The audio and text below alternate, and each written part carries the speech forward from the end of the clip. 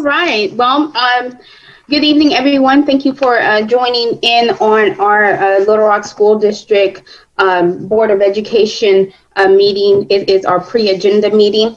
And so we're going to go ahead and get right into it. It's just a little bit after 5:30. It's 5:31 to be exact. And so we will first open up our meeting with a pledge, and we will call on Allie Nolan.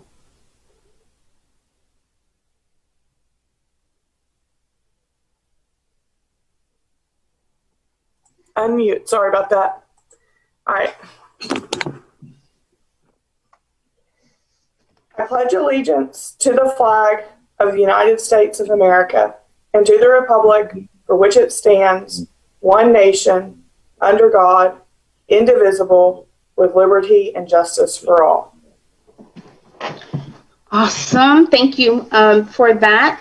And just to remind everybody, our collective, I normally come up with either a collective word or a phrase for our monthly meetings. And for this month is collective work and responsibility. So collective work and responsibility, which is actually, I thought is very fitting for this month, right as we as a board, we come together as a collective body to ensure that we are doing the business of the district while at the same time governing collectively and hopefully transforming the way that we deliver education to where our students and faculty have a excellent experience wrapped in equality, right as we are a civil rights district. The other next thing is a word of inspiration or expression. And I'm going to call on Director Chandrika Morning. Hello, everybody. So I just want to encourage everybody to be not led by fear. That has been the theme of the year of 2021. We are running into a lot of new changes and trying to get accustomed to this new lifestyle that we're living in, this new digital age. But if there's anything you want to do, just be not led by fear. Thank you. Thanks for tuning into my TED Talk. Awesome. Thank you, Director Morning. That was very much so needed, especially in this legislative climate that we're in. We have so many things that are pulling at our souls and our attention. And so we always need to make sure that we are doing great work and not being held up by fear. The next thing, you guys, I do want to highlight today is the 1 year anniversary of COVID-19 hitting our state of Arkansas.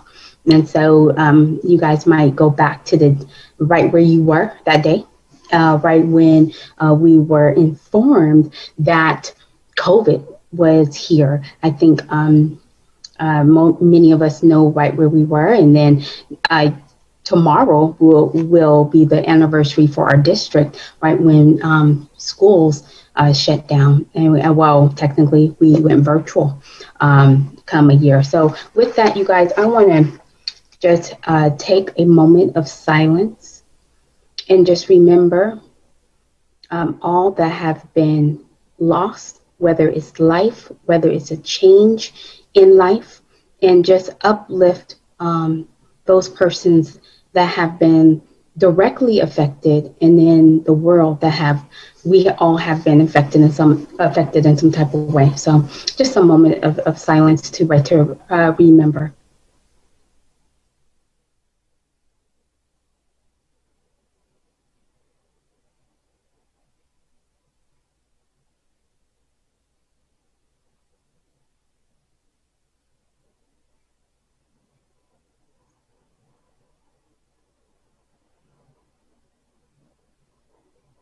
Okay.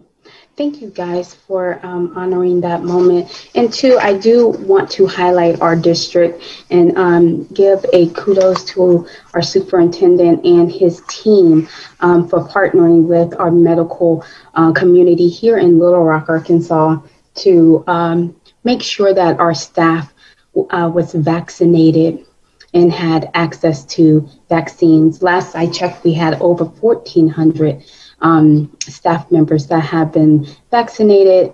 And last week, Hall High School hosted a vaccine clinic. So with that, thank you, Superintendent Poor, for your leadership in getting that worked out. It was a process in doing that, and it was executed. So thank you for that. Okay, you guys, we don't have a large agenda. We don't have many items on our agenda tonight. And so we're going to move through these pretty quickly in whatever time frame that is, but we only have a few things to cover. So I do want to, Superintendent, before I get into the agenda, do you have any words? I do, and I appreciate Ms. Hatter just recognizing that this is that anniversary, and it's you've seen it on different platforms probably in your social media life of everyone recognizing that they were told as a student, as a parent, as a staff person. And what's really remarkable is that, we found out the 11th that on the 12th, we weren't going to have school. And we weren't going to have school on the 13th. But guess what? We had meals in kids to their families by that Friday. So we missed one day. And then that set up a tone. We're working with the city, working with the Clinton Center and Rock Region Metro. Also, over 750,000 meals were provided during the pandemic, especially during the heated moment of that in the spring and the summer, and that's rather remarkable. The change that staff, students, and parents made to survive in the spring, which if you think about it now, it's almost a little bit mind-boggling of how we've evolved from where we were last spring in our delivery to where we're at now in terms of the instructional delivery, with so much more than just the instructional part of our teachers getting to really interact with kids, but also being able to help them with culture and social emotional learning during this course of this year that wasn't in place really in the spring, because we were really using a canned program that teachers kind of helped and supported folks, but this year's been totally different.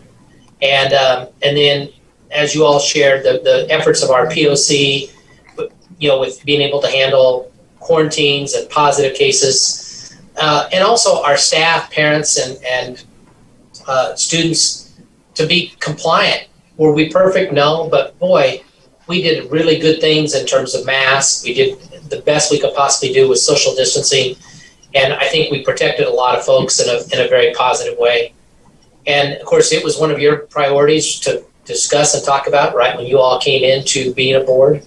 And, that's led to something that helped our employees. I don't want to forget your contribution of how we handled COVID sick leave, that you all produced one of the most progressive policies or protocols that anyone has in this state to support our employees. And now we're in a place where our numbers are lower. But I will tell you that you'll hear Jeremy talk about this next week of we're going to stay the course and continue to be as safe as we possibly can for the rest of this spring. I think our families are counting on it, and I think that our staff is counting on it so that we protect our youngest and do the right things. So thank you, Ms. Hatter, for allowing me just a few words. And a tremendous amount of everybody deserves credit for what's gone on over the course of a year. And I think you hit it exactly right too, Ms. Hatter. Everyone has gone through something that is horrific in their lives, of losing someone that is critical to them.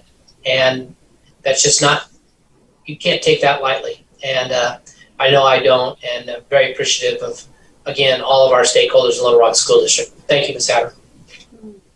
Thank you. Thank you. With that, you all, we will go ahead and get into the business of our district, and we're going to open that up with some training, and we're going to hear about literacy and salaries, and I'm going to send it over to our superintendent, Mike Poor. Thank you. I'll set the stage for this and then turn it over to Ms. Worsham, who's our Executive Director of Curriculum Instruction. And as you look out on our Zoom screen, you can see that she's brought a number of her staff with her today that I know she feels blessed to get to work with these individuals. They do so much to support our educators, which ultimately impacts our kids. We knew we were just not moving in a fashion that our entire district was moving forward with literacy. We needed to do something different.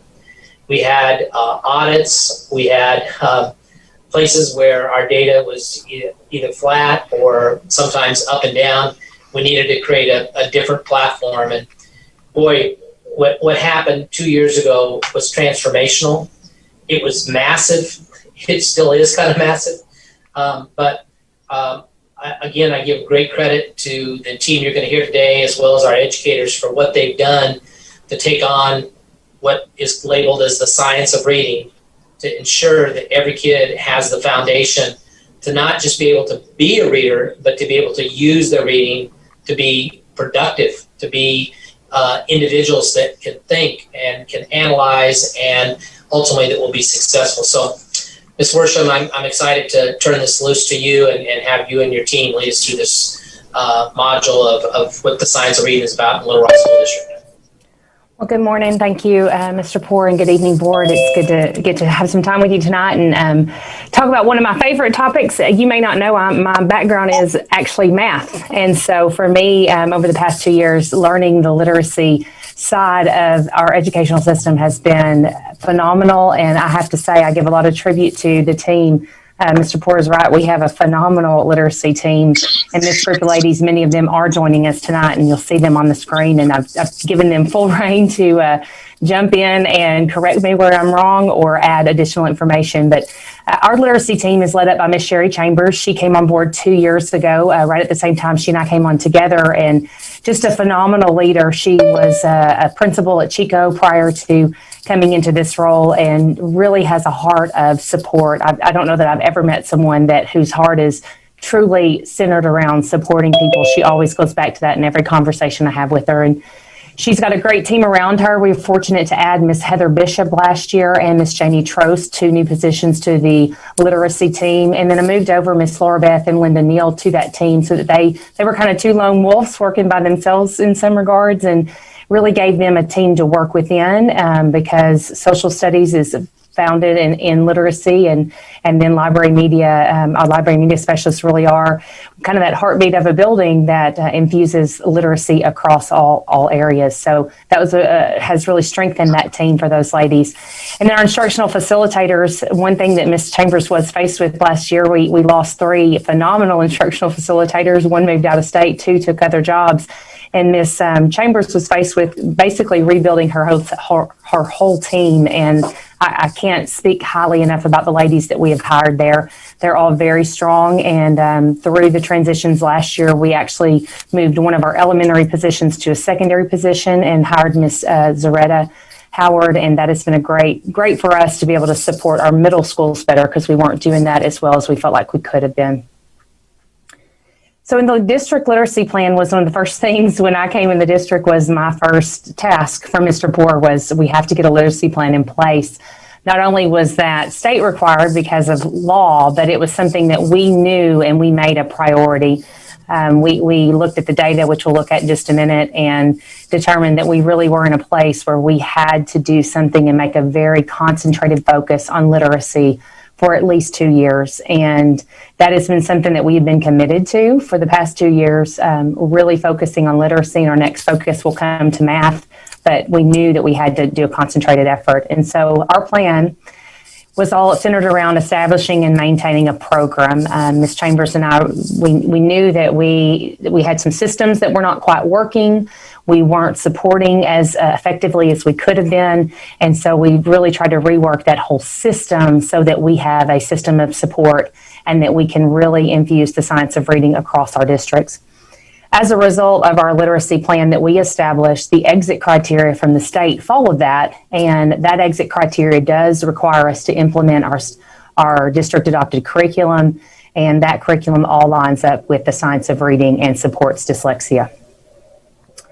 So you may ask why I focus on literacy. So like I said, when I first came on, this was one of the first things that Mr. Poor and I talked about. And I love data because it tells one side of the story, and I also love information because it tells the other. And when we sat down and looked at the data, one of the things that stood out to me is that approximately 70% of our kids across the district were not hitting the mark in reading on the ACT Aspire. And we don't see a much different picture from our NWA data. And so we knew that just based on the summative data that we have, our kids just weren't getting where they needed to be on the reading assessment.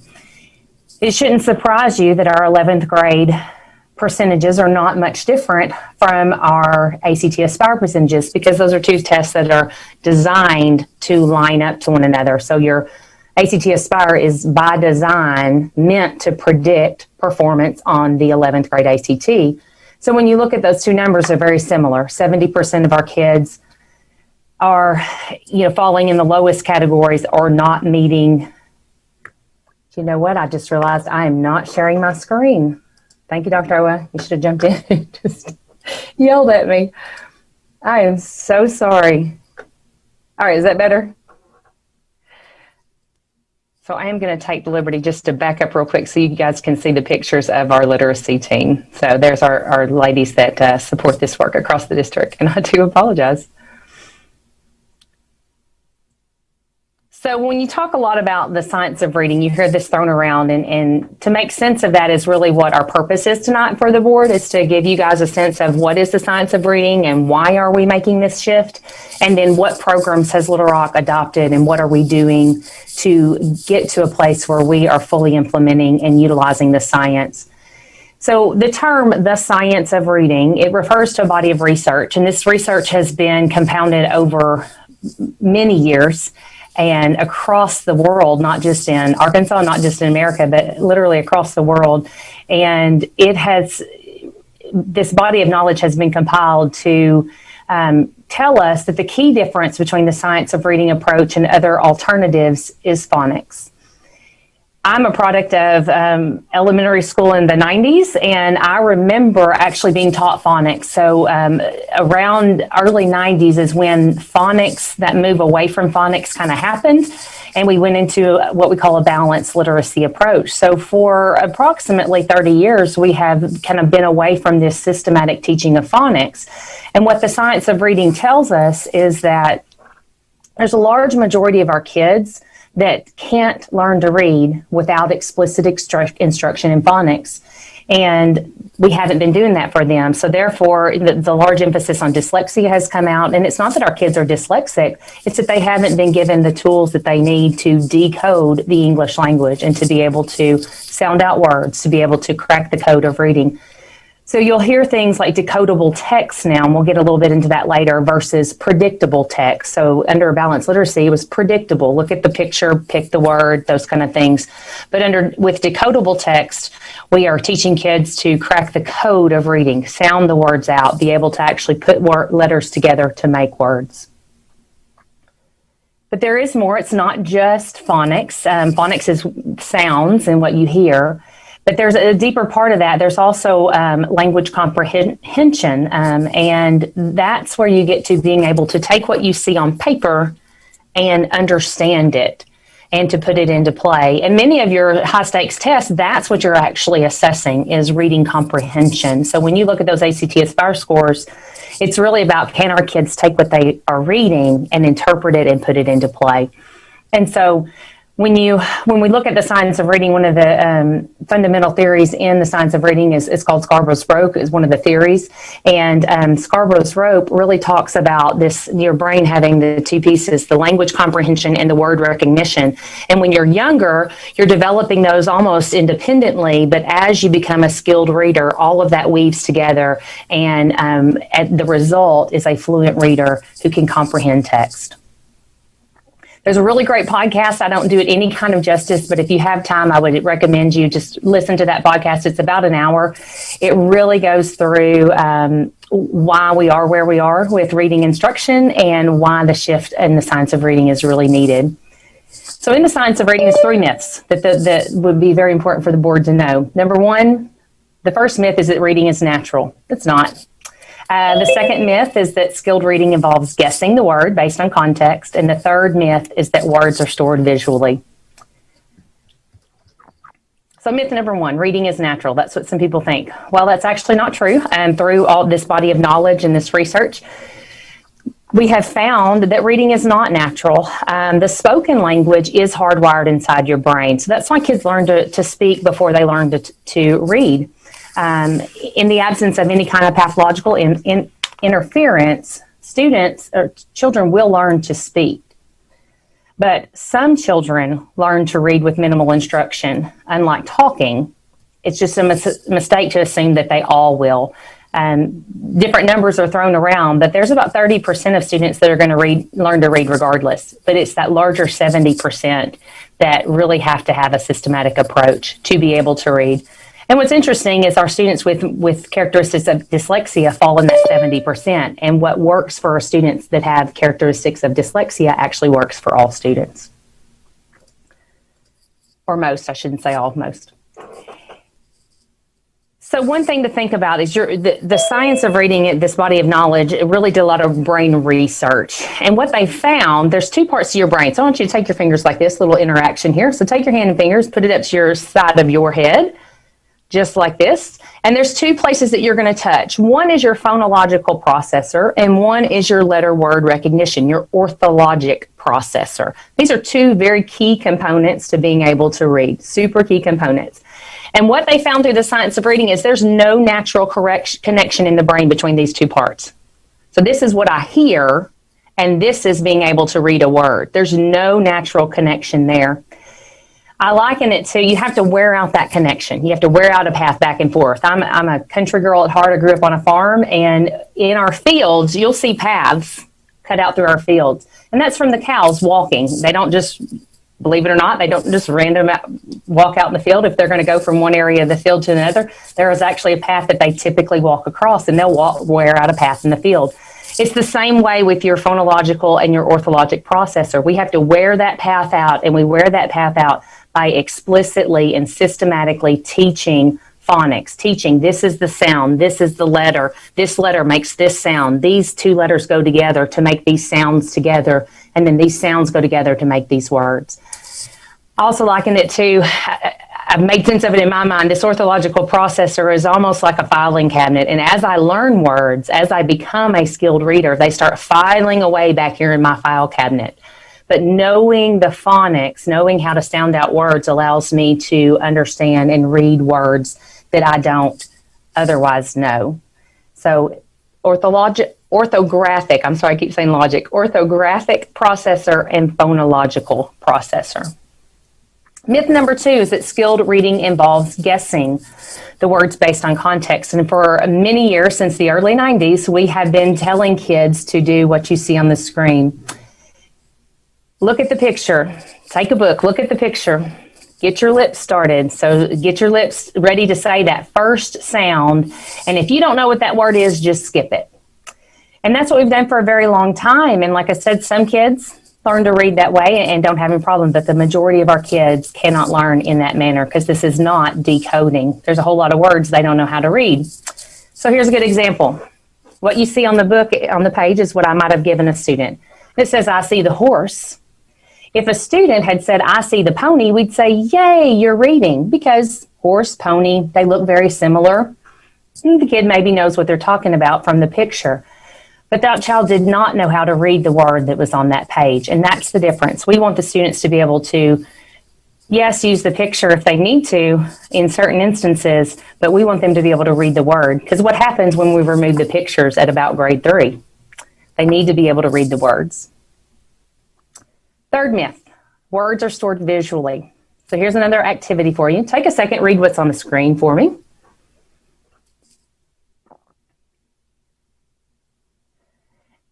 Now, if words were stored visually, you would not be able to read what's on the screen. And the reason is you would have to have memorized every font and that word written in that way in that font. So I can read just fine, even though it's in 3 different fonts. So if words were stored visually, you would not be able to read what's on the screen unless you had seen every single one of those words before in that combination and learned them in that way. Here's your next activity. So here's a participation one. So I'm going to ask you if you feel comfortable to unmute yourself. And we're going to start with, I just want you to name the pictures. So this is a participation one. Name the pictures that you see on the screen. So desk, chicken, dog, star, apple. Okay. That's someone who has chickens. That's not a chicken. Okay. So you were saying the pictures. Thank you. Next task, I want you to read the words that are on the screen. Don't talk about Yes, chicken, bush, basket, sheep, triangle, suitcase, orange, toes, cow, rocker, and buggy. Okay, so now you don't have to participate anymore out loud, but which one was easier for you? Was it the picture or was it the word?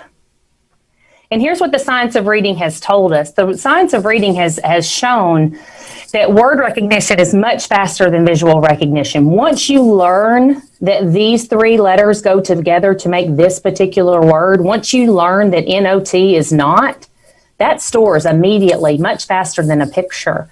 And so we have to, but I don't learn not visually. I have to start by learning NOT, and put that all together to make a word. There's little to no correlation between visual memory and word-leveled reading. There's little to no correlation between that, is what the science tells us. And another big thing is that our visual memory, it's not precise enough for efficient word storage. Our visual memory can only, it's not capable of storing 40 to 90,000 words for immediate retrieval. That's how efficient it would have to be to store the average number of words that we would need to know. And it's just not there. Our brain cannot do that. So think about, too, have you ever looked at something and you can't remember what the word is? You can't remember what that object is? That's because our brain will forget pictures. It'll forget printed things, names of things, but it won't forget a printed word once it stores it away back there in that processor. So the big shift that we're trying to make across our district and across the state and really the nation is this shift that skilled readers need to be able to crack the code. They need to be able to decode the English language, and through that decoding become skilled readers. And that decoding process is really early on. It's in those first 3 years is the critical years, K1, 2, and by grade 3, students should be into text that they can read because they've learned that code. So it's a shift away from guessing the words based on the picture to decoding the words based on the letter sound correspondence. If you take a look at the bottom right picture there, that is an example of a decodable book that we would use with students. And you'll notice, can I nap in Sam's pan? Yes, I can. There's very common, similar word combinations there. The AN together, that kids would be learning that the sound of A at that time. They would be learning the combination of A and N. So there are things, those decodable texts go along with what they're learning at that time. In your report that you were given on page 4, there is a document that shows you a little bit more explicitly these the shifts between the science of reading and balanced literacy. And so if you're in a building or if you're having a discussion with someone, you wanting to hear things on the left side, the science of reading, and shifting away from balanced literacy. So things like using decoding as a skill versus teaching phonics, teaching phonics when kids make an error. That's what we did for a very long time. So if you made an error, then we'll teach you the phonic piece. And now we actually explicitly teach the phonics. So that's kind of what the science of reading is. And now I just want to talk to you about what's the timeline in Little Rock looks like. So in spring of 2019, we did a very large secondary English resources adoption. And then in 2019, Ms. Shandell Carpenter came on as the district's dyslexia specialist. And for a while, she was out there by herself, just really trying to figure out this huge beast of dyslexia for our district. We actually get looked to in a lot of ways from other districts in the state to see what are we doing in a good way. Ms. Carpenter talks about being at state meetings, and other people are saying, wow, you guys are much further ahead than we are in this. And so I attribute her to, she's really come in and establishing a system. Again, she's in year 2. She's in year 2 of trying to establish a system for tracking dyslexia, making sure we're screening properly, making sure that we are identifying kids and getting them in the right classes. And that is no easy task. In 2019, we did have the audit of the dyslexia program from DESE, and that actually was very productive for us. It showed us some areas where we needed to really hone down our practices, and that has driven a lot of the work that we've been able to do. In the spring of that year, then we had a team of teachers that went through the selection of resources for K-5 core and K-12 reading intervention, and this was critical. If you think about the shift whenever Common Core came along, if you had kids in school at that time or were associated with the school district, there was this whole notion that we had a new math all of a sudden. All of a sudden, 2 plus 2 was not 4 anymore. I see some of you shaking your head. That was not true. Common Core math was not some brand new math that said 2 plus 2 was no longer 4. But the problem is we didn't provide our teachers with good materials and strong training to make the significant shifts in instruction that needed to be made.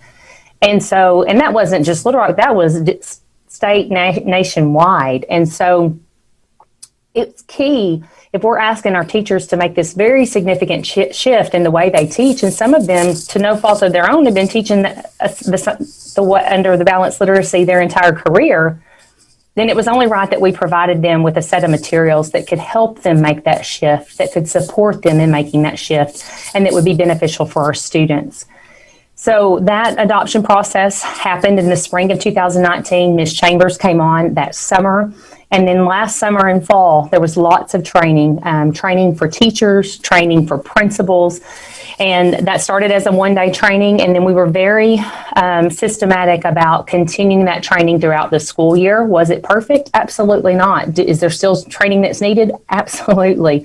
But we were very intentional about making sure we supported our leaders, had our vendor come in and help us do classroom walkthroughs and really talk to our principals about this is what this program should look like in your building, and then making sure also that our district people were very, very deeply trained and our instructional facilitators so they could help our instructional facilitators in the buildings.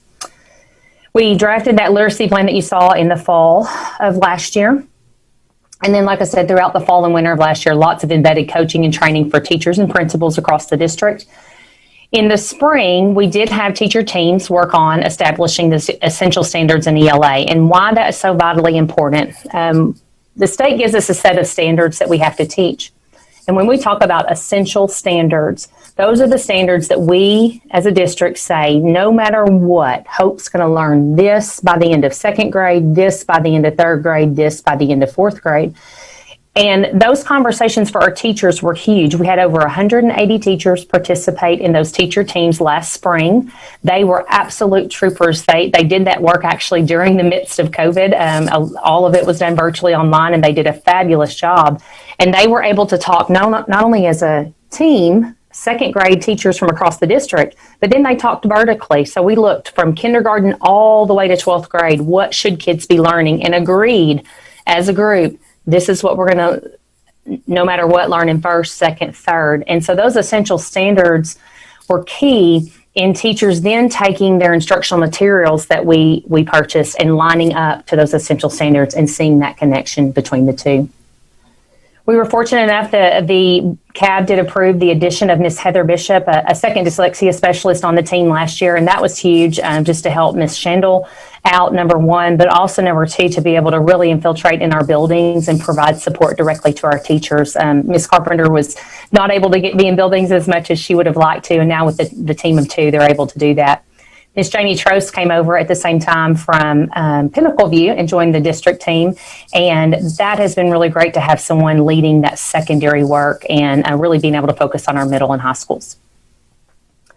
In the fall, we did adopt Schoology, and the reason that's important is it does allow us to reach our virtual students just equally as we were our in-person students.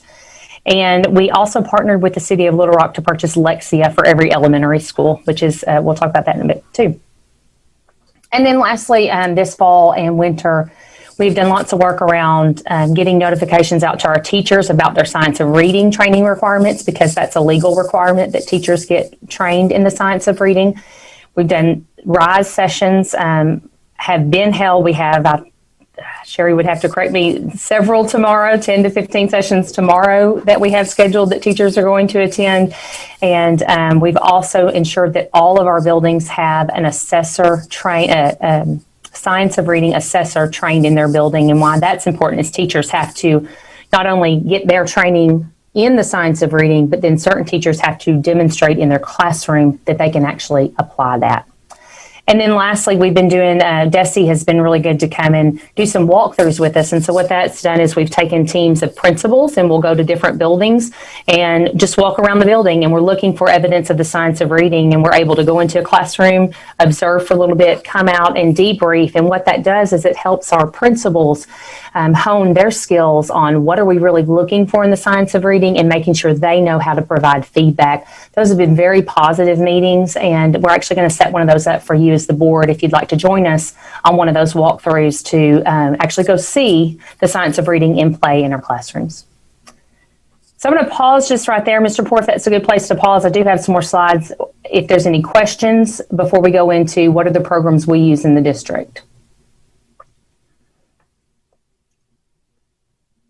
Okay, not hearing any, I'm going to go on then. So our district has 3 different programs in elementary. So let's start with elementary, because you may hear these words and these programs around. Hegarty is the first one, and Hegarty focuses on phonological awareness.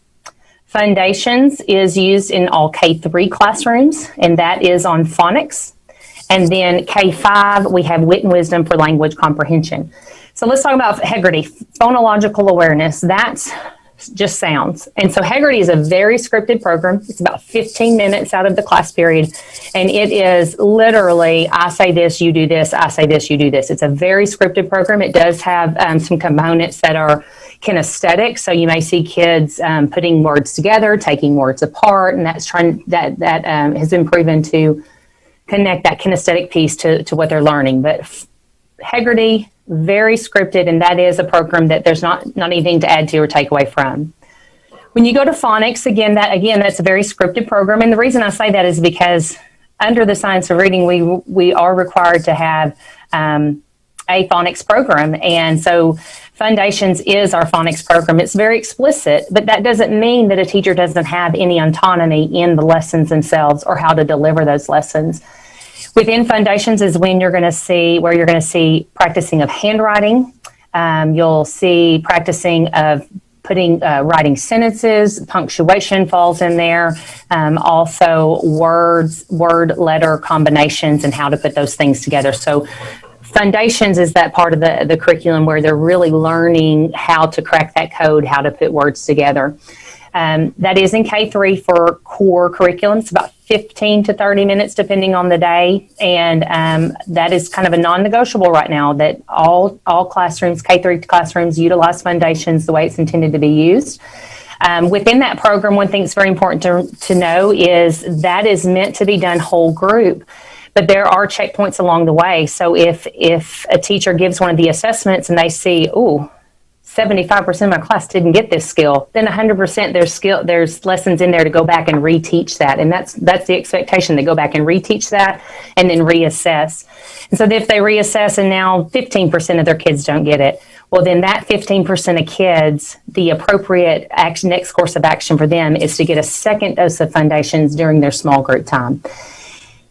Then past that, if the student's still showing that they don't understand the topic, then we go to tier 2. So phonics instruction is something that the kids actually really enjoy it, and that program has been very successful across the district in helping our kids get to a place with phonics and learning to decode. Then Wit and Wisdom is our language comprehension piece. And so that's where students have text that they'll read. They'll practice writing in that time, and not just writing copying sentences, but actually composing writings of different lengths and different topics and that. So, and the Wit and Wisdom piece is a place where teachers really do have a lot of autonomy in that program. Yes, it is a scripted program, and the script is there provided for our teachers to utilize and to see how the program is set up and works. But we have seen across the district teachers take that program and really make it their own, and are seeing great success with students. I go in classrooms all the time, and I hear teachers say, man, my kids are doing more than I ever thought they could. And that's because the teachers have the materials in front of them. They have good, strong, cohesive curriculum across the district that they can utilize to help students. One key important part of having a systematic curriculum and a consistent curriculum is that now, no matter what building I go in, I know that kids are going to get these 3 components as part of what they do in their literacy block. And that's so critical because we have very highly mobile students even within our district. And so that is now all lined up as our core Tier 1 program for K-5. In secondary, we did do an adoption of a curriculum as well, and that's My Perspectives. And in secondary, it's a little different because we're not teaching kids necessarily how to read at that level, but we're really working towards those essential standards. We went through that process with secondary as well last spring, so that's consistent across the district. One of the biggest changes we made last year with secondary was novels. We actually had some kids that were reading the same novel 3 years in a row because we had not lined that up. And so now 6th grade has a list of novels they can choose from, 7th grade has another list, and 8th grade has a different list. And those lists were actually created by those teacher teams and agreed upon by the teacher teams of what they would put on those lists. And so that is really lined up for students, so they're not reading the same book over and over again. They may read excerpts of the same book, but they're not going to read the same novel from year to year. A good thing with the My Perspectives, especially in light of COVID, is they do have a blended learning platform that our teachers have been able to access and utilize. It lines right up with their curriculum, which is super helpful. Newsella is another program that we have that actually provides students with the same article but on their reading level, and that's not only used in literacy but also in science and social studies. So I can take whatever topic I'm talking about, the Civil War, and I can search for that, and I can send that one article to every student at their individual reading level. So that allows students to be met where they are, but also hold them to the same expectation of content. So it's no different content, it's just at a different reading level. We're really just trying to push and work with our teachers on disciplinary literacy. So that's being across the curriculum, everyone reading and writing in all content areas, and that's so vitally important. So that's Tier 1, that's what everybody gets. Then you hear about Tier 2 and Tier 3, and this is where we get into our students that have deficiencies. So Tier 2 are supports for students with mild to moderate deficiencies, and Tier 3 is when we get into students that have more severe or intensive deficiencies, and our Tier 3 is really where our students with dyslexia fall, is in that Tier 3 category. So Tier 2, there's 2 different programs we use. Tier 2 for K3 is a second dose of Foundations, and Tier 2 for grades 4 through 12, you'll hear a system called Just Words. And then Tier 3, we utilize the Wilson Reading System. All of the programs are approved by the Department of Education. They do line up with the science of reading, and these programs are very, again, systematic approaches to teaching kids how to read. What the science of reading also tells us that kids that have these moderate to severe deficiencies, they need a very systematic approach, and these programs are written in a way that is meant to actually step-by-step walk teachers and kids through how to overcome those deficiencies and get to a place where they no longer need that Tier 2 support or Tier 3 support. Tier 2 is meant to be done in 1 year. So if a child is not, if they've been in the Just Words program for a year and they have not progressed out of that, then typically there is a more severe deficiency there, and many of those kids would be moved into Tier 3. Other supplemental supports that we have, Lexi is a huge one right now. If you look on social media, we just kicked off Lexi Olympics this past week, and we were able to celebrate many of our buildings. But Lexia is a supplemental support program that is approved by the Department of Ed for all 5 core components of reading, and it really is a great program for helping us close the gap with kids. So we had a lot of our buildings that already had Lexia in their building, and then some of our buildings didn't. And through the city of Little Rock, through the Frankly Reads program, we were going to utilize a partnership there for summer school last summer, but in light of COVID, we did not have summer school. And so the city reached out and said, hey, we would still like to support with reading in some way. Is there something we could do? And that's whenever we partnered to provide Lexia to all of our buildings. And we've actually have a sustainable plan on that to be able to continue that program in our elementary schools, because we are seeing success with that now. So I gave you a lot of data on Lexia, but the key things about Lexia, number one, are usage and then growth with kids. And where kids are meeting their prescribed minutes a week, then we are seeing growth. That program actually, it takes Hope. She takes a pretest, and it tells Hope should get this many minutes in Lexia a week. And then within the program, if Hope gets in and gets stuck, then it flags the teacher to say, hey, Hope needs this lesson, and the teacher can provide that additional lesson to a student in small group. They can actually send that lesson home. Parents can do it, or it can be done in an intervention time. So it's a very user-friendly program, and our teachers and students are seeing great success with that. So you see on the screen here, we had a large percent of, we've had 51% of our kids move into grade level material since we started the year, of the kids that we started with. And where we had kids actually meeting their usage, we've seen 68% of our kids have made a move into grade level or above grade level material since the start of the year. When we look at our students, what's key about this slide to me is that we had a large number of kids, 1,450 kids that are 3+ grade levels below where they should be when they started the year. And what we're seeing now, the data from Lexi is showing us that we have 58% of our kids that have moved up at least one grade level since the start of the year by using the program. And again, this program is set up, it fills the gaps with some of our phonics pieces, also with reading word comprehension and those things. So we're seeing the progress, our kids moving up. And then our kids that are actually meeting their usage, we've got 30% of our kids that have caught up to grade level or above material since the start of the year. So that's a huge celebration for our kids, just getting them caught up to where they should be. We still have 1,450 kids that are 3+ grade levels below where they should be. But we hope that by having a systematic approach in the way that we teach, coupled with Lexia, then we are able to continue to lessen that gap and close that gap for our kids.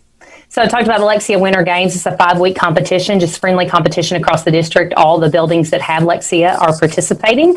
And we handed out our first set of awards yesterday for usage. So Don Roberts, Otter Creek, and David O'Dodd had the highest usage rates last week.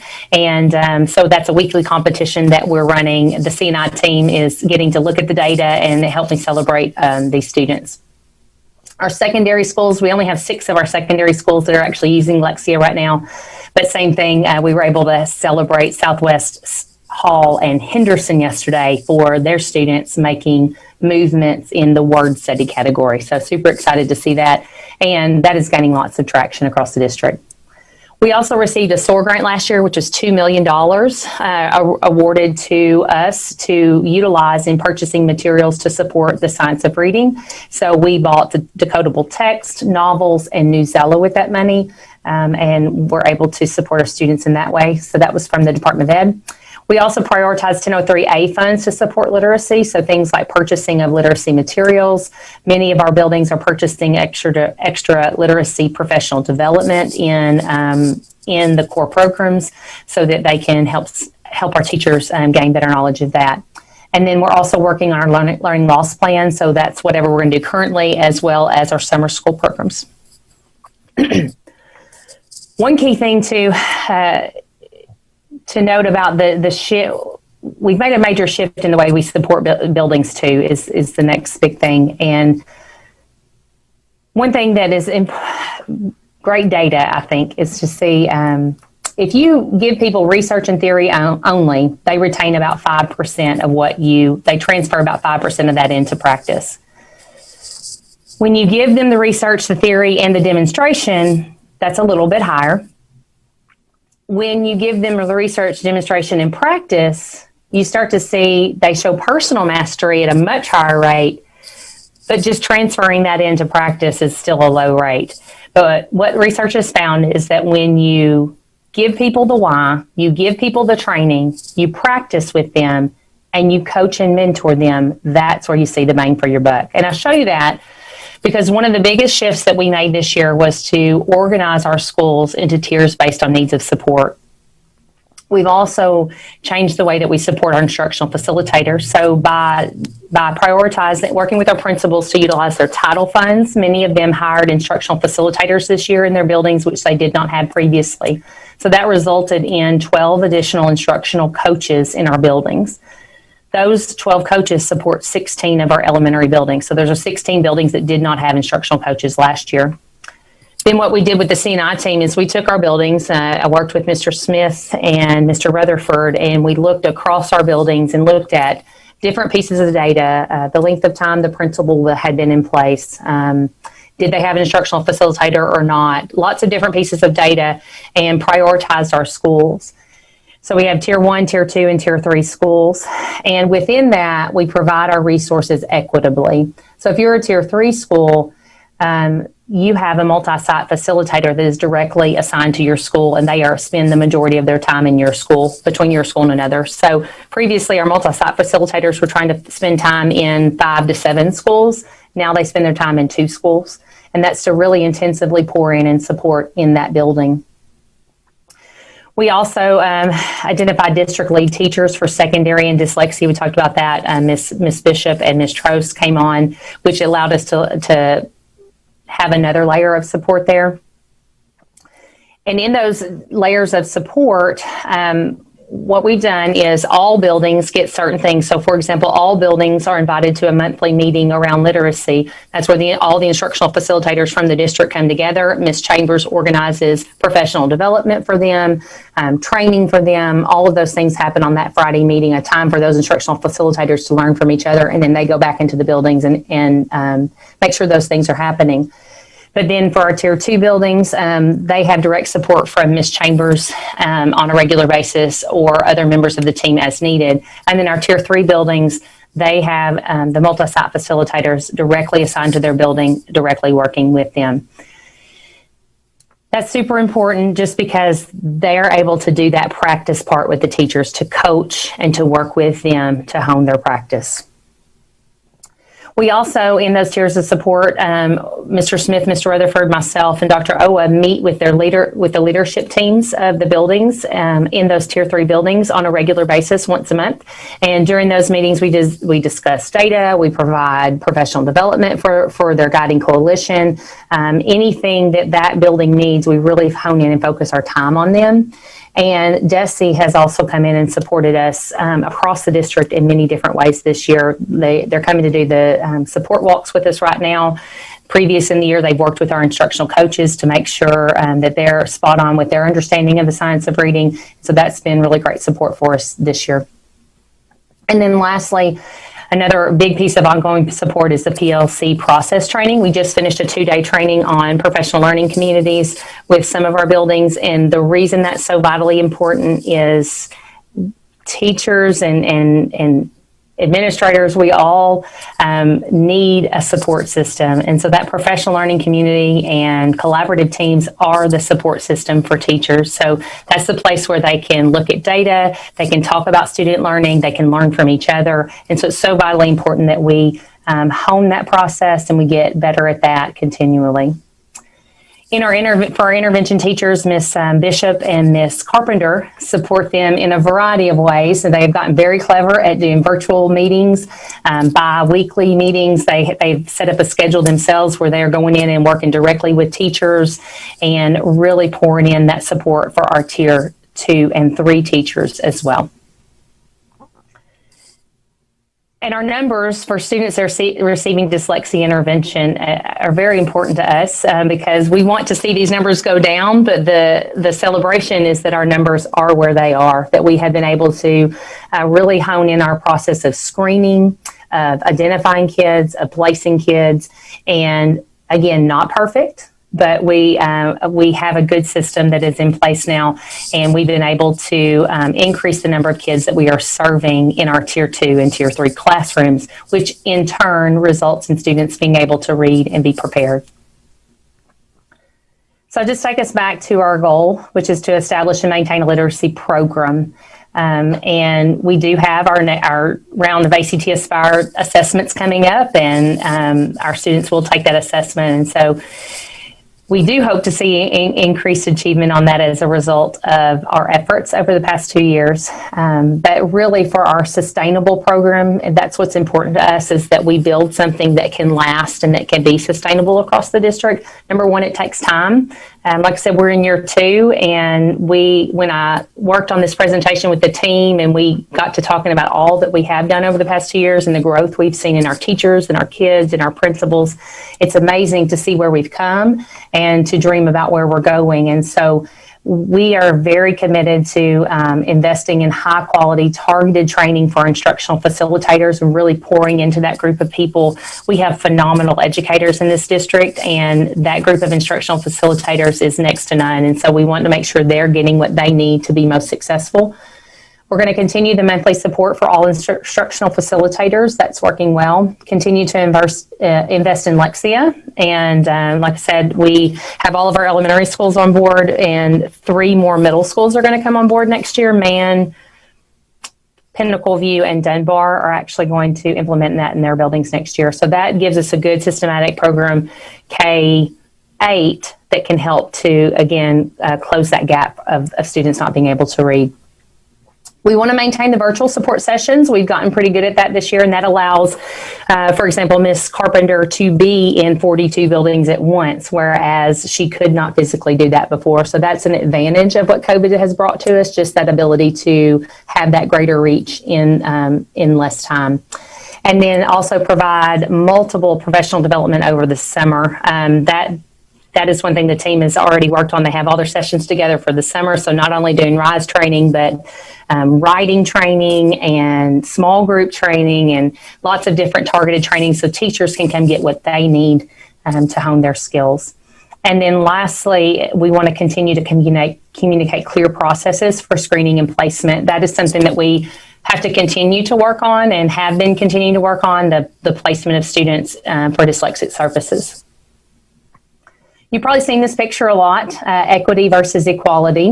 And a lot of people want to say it's one or the other. You should have equity, and equality is not really what we should be looking at. And I'd like to say that within literacy and what we've talked about tonight, we actually need both.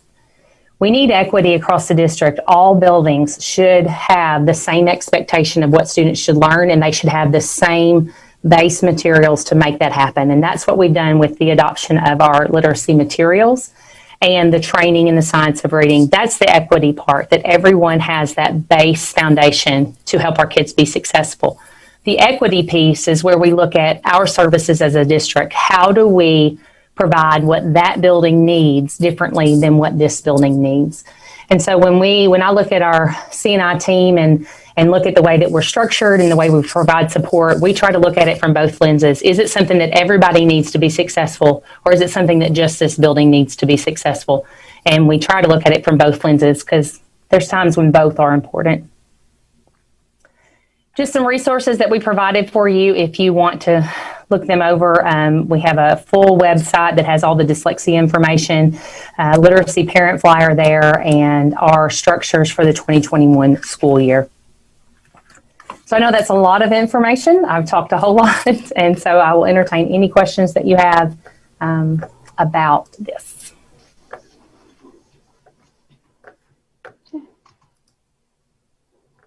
Vicki, do you want us just to jump in, or do you want to facilitate? That's what I'm going to do. Oh, sorry. I saw Evelyn, the Director Calloway first, and then I saw Director Nolan. Go ahead. Director Calloway. And then Director Mason after Director Nolan. I was wondering, because you flashed that kind of quick, how many people are working in this program? In Lexia? Right. Okay, go. Yes. Yeah, there's over 9,000 students. No. Excuse me. In your department, how many people are working Oh, I'm sorry. there? So everyone on the C&I team through the Lexi Olympics, which is this 5-week program, has actually been assigned a building and is looking at the data and helping to support the buildings that are part of the competition. So that would be all of my C&I team. There's about 30 to 40 of us. There's 30 to 40. It's been, I think. Can I rephrase that question? I don't think Ms. Worsham is getting where I think you're wanting to go, Ms. Calloway. Okay. Ms. Calloway, I think that what Ms. Worsham, what she needs to hear is how many people do you have in your central office that are dedicated to literacy? And then how many do you have out there supporting the buildings in a direct fashion? Oh, okay. I see what you're saying. So on our literacy team, I have 11 people. Of those 11, there are 5 instructional facilitators that spend 70 to 80% of their time directly in contact with buildings. And then my expectation is that for the other 6 and myself, that we spend anywhere from 50 to 70% of our time in direct contact and support of buildings. Okay. Did you flash that screen, that first slide up? Sure, I can sure do that for you.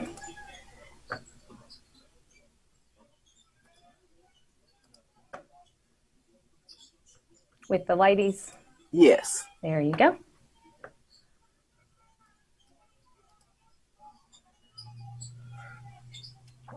Okay. Thank you. Yes, ma'am.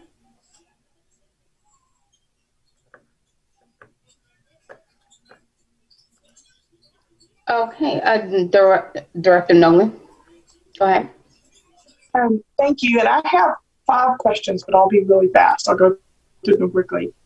First, I just want to take a moment and say thank you and commend all of the people that have worked so hard.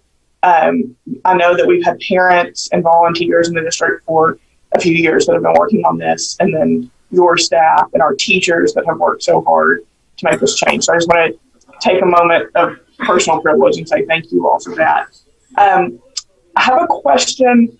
So some of these questions are going to come through my experience as a parent dealing with a lot of this, and then some through feedback I've gotten from constituents. But one thing that I've dealt with and I've heard from constituents is that we're really struggling with the delivery of wit and wisdom virtually. And I just wondered if you could speak to, is that something that y'all are aware of, or that it's challenging to deliver that particular content virtually? Yeah, thank you for bringing that up. So I would say, yes, that is something that we've heard, that Wit and Wisdom is a heavy lift. It's a reading comprehension program, and it is very intensive. And so for our teachers that are in the virtual environment, many of our buildings have actually purchased a program called In Sync, which is the companion to Wit and Wisdom. And it's kind of already pre-made lessons that go right along with what they're doing in the in-person setting. And that has been produced by the company and as a support to our teachers. So Ms. Chambers, you may have to help me on the numbers, but we've had several buildings that have utilized either 1003 or title money to purchase that accompaniment to Wit and Wisdom to help with that component. Well, and you just hit on one of the questions I had here. You mentioned 1003A fund.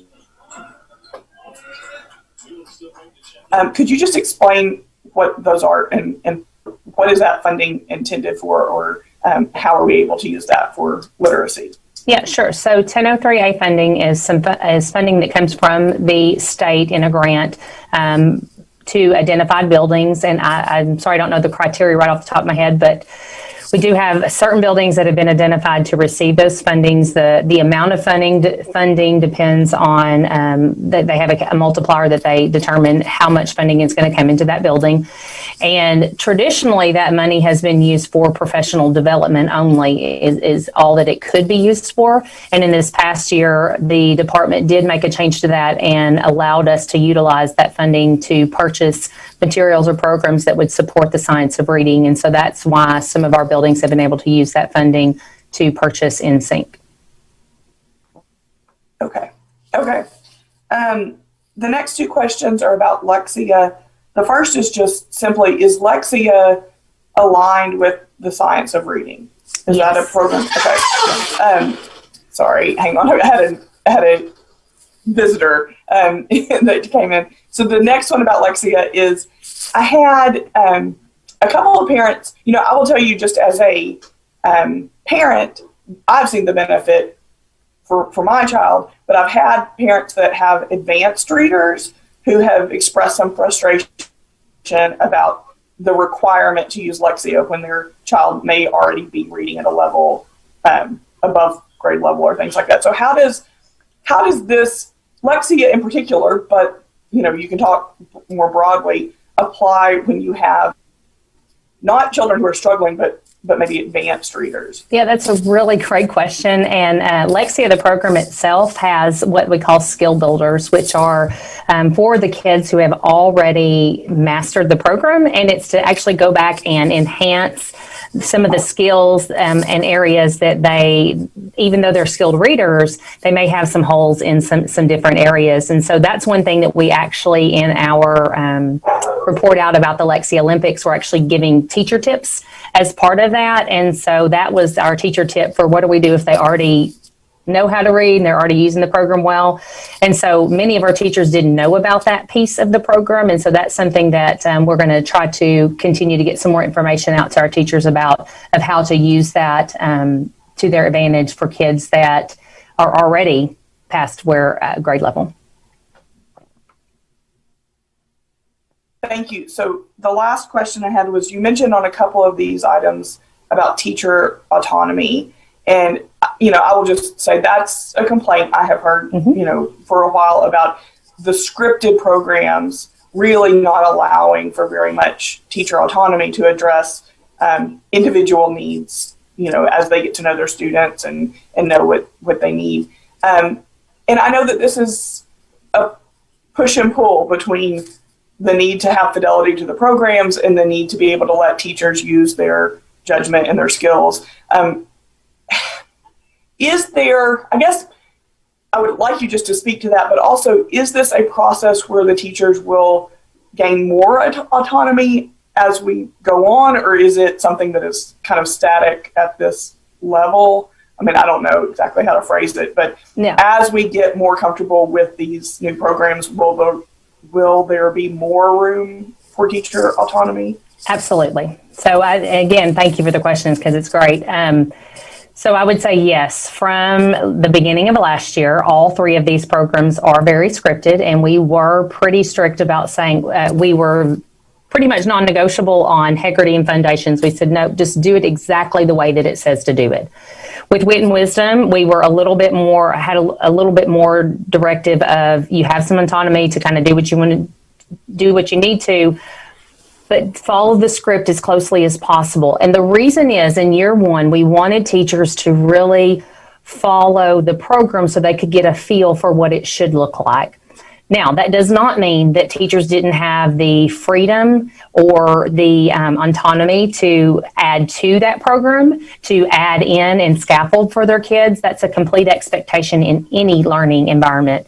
I was in a classroom just the other day in Baseline, phenomenal teacher. She had taken the Foundations lesson, and she'd created about 4 or 5 PowerPoint slides, but she added things like pictures for her kids and scaffolds of words, and she added in an extra little activity because she knew she had a large group of English learners in that room and they needed that. So that's exactly what we want to see. In no way do we want to take away teachers' freedoms to be creative. That's the beauty of teaching, right? But we also knew that this shift into the science of reading is huge for our teachers. And it was only right to provide them with the materials to be able to do that. And we felt it was very important just for them to have that year of absorbing and getting comfortable with this very huge shift, to be pretty strict about following that program. Now, 100% as they get comfortable, then they're going to see places where, oh, there's a hole in that. We need to add something to it, or I can scaffold in this way, or let me add in this piece. So in no way do we expect teachers to be robots and just read from a script. And, and some of that may have been lost in translation of our intention. And that's something that we continually to have to communicate back to teachers that, you're the master of the craft. Sure. I think one of the things that you bring up, Director Nolan, is when you look at all the training that's occurred last year and this year, we brought teams of teachers together in multiple professional development settings just to work on literacy. And we've had grade level teams that I've seen where all the third grade teachers, not all of them, but a vast majority of them are coming in and they're dictating what they're going to do for the rest of the semester. I can remember that happening last year down at the Baptist church down there by the outlet malls, just to kind of spark our own team, in case I'm not quite saying this right, but they were getting to pick and deliver, how to do it and what are the best ways to do it. We've had teams get together on the program that's really supporting learners that are struggling. And it's remarkable that our own group of 11 that Ms. Calloway was talking about are having to answer the question. It's teachers within the group that are responding, saying, here's how we're doing it. No, you don't. You're not being told you can't do this. Here's what you can do. And so they're sharing the positive, which is really pretty remarkable in my career to see something like that. And it's a tribute to the team you have in front of you on the screen that they've been able to execute it that way. Thanks for letting me jump in. Oh, might I interject something as well?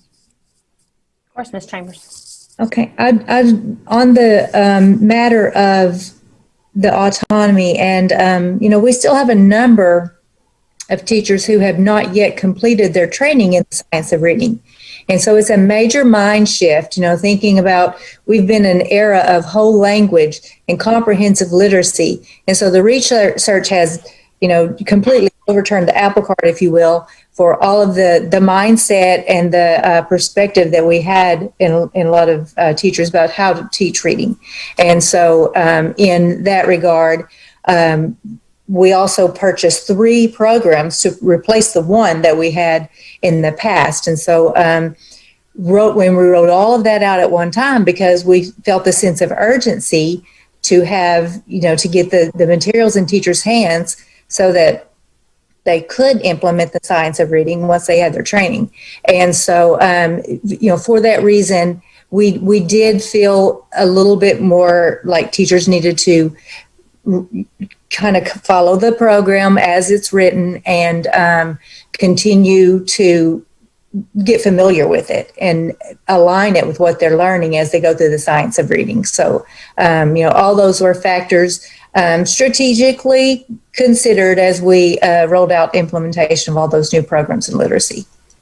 Thank you. Thank you. Director Mason, we're going to spend about 10 more minutes on this, and then yes, ma'am. I think Director Nolan asked my question, but first of all, Ms. Worsham, I want to thank you for all of your hard work, you and your team, for all the hard work you've done in the science of reading. One question I have is about this past year. Has this past year affected, can you give me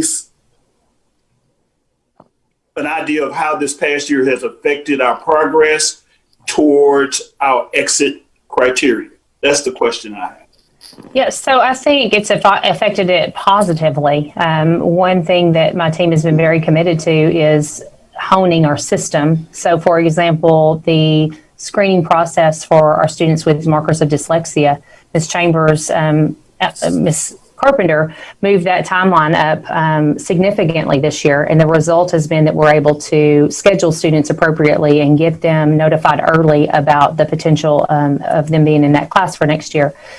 So as far as it goes, for looking at a systems perspective and being able to implement our programs, I think that we are still making progress. And just by looking at in our observations, classroom walkthroughs, and as we go around buildings, we are seeing our teachers continue to progress in their understanding of the science of reading and their implementation of the programs that we've adopted Do we still have some places we need to grow? 100%. But I do feel like overall we are making sufficient progress, and the feedback from the department as they've walked through has been the same.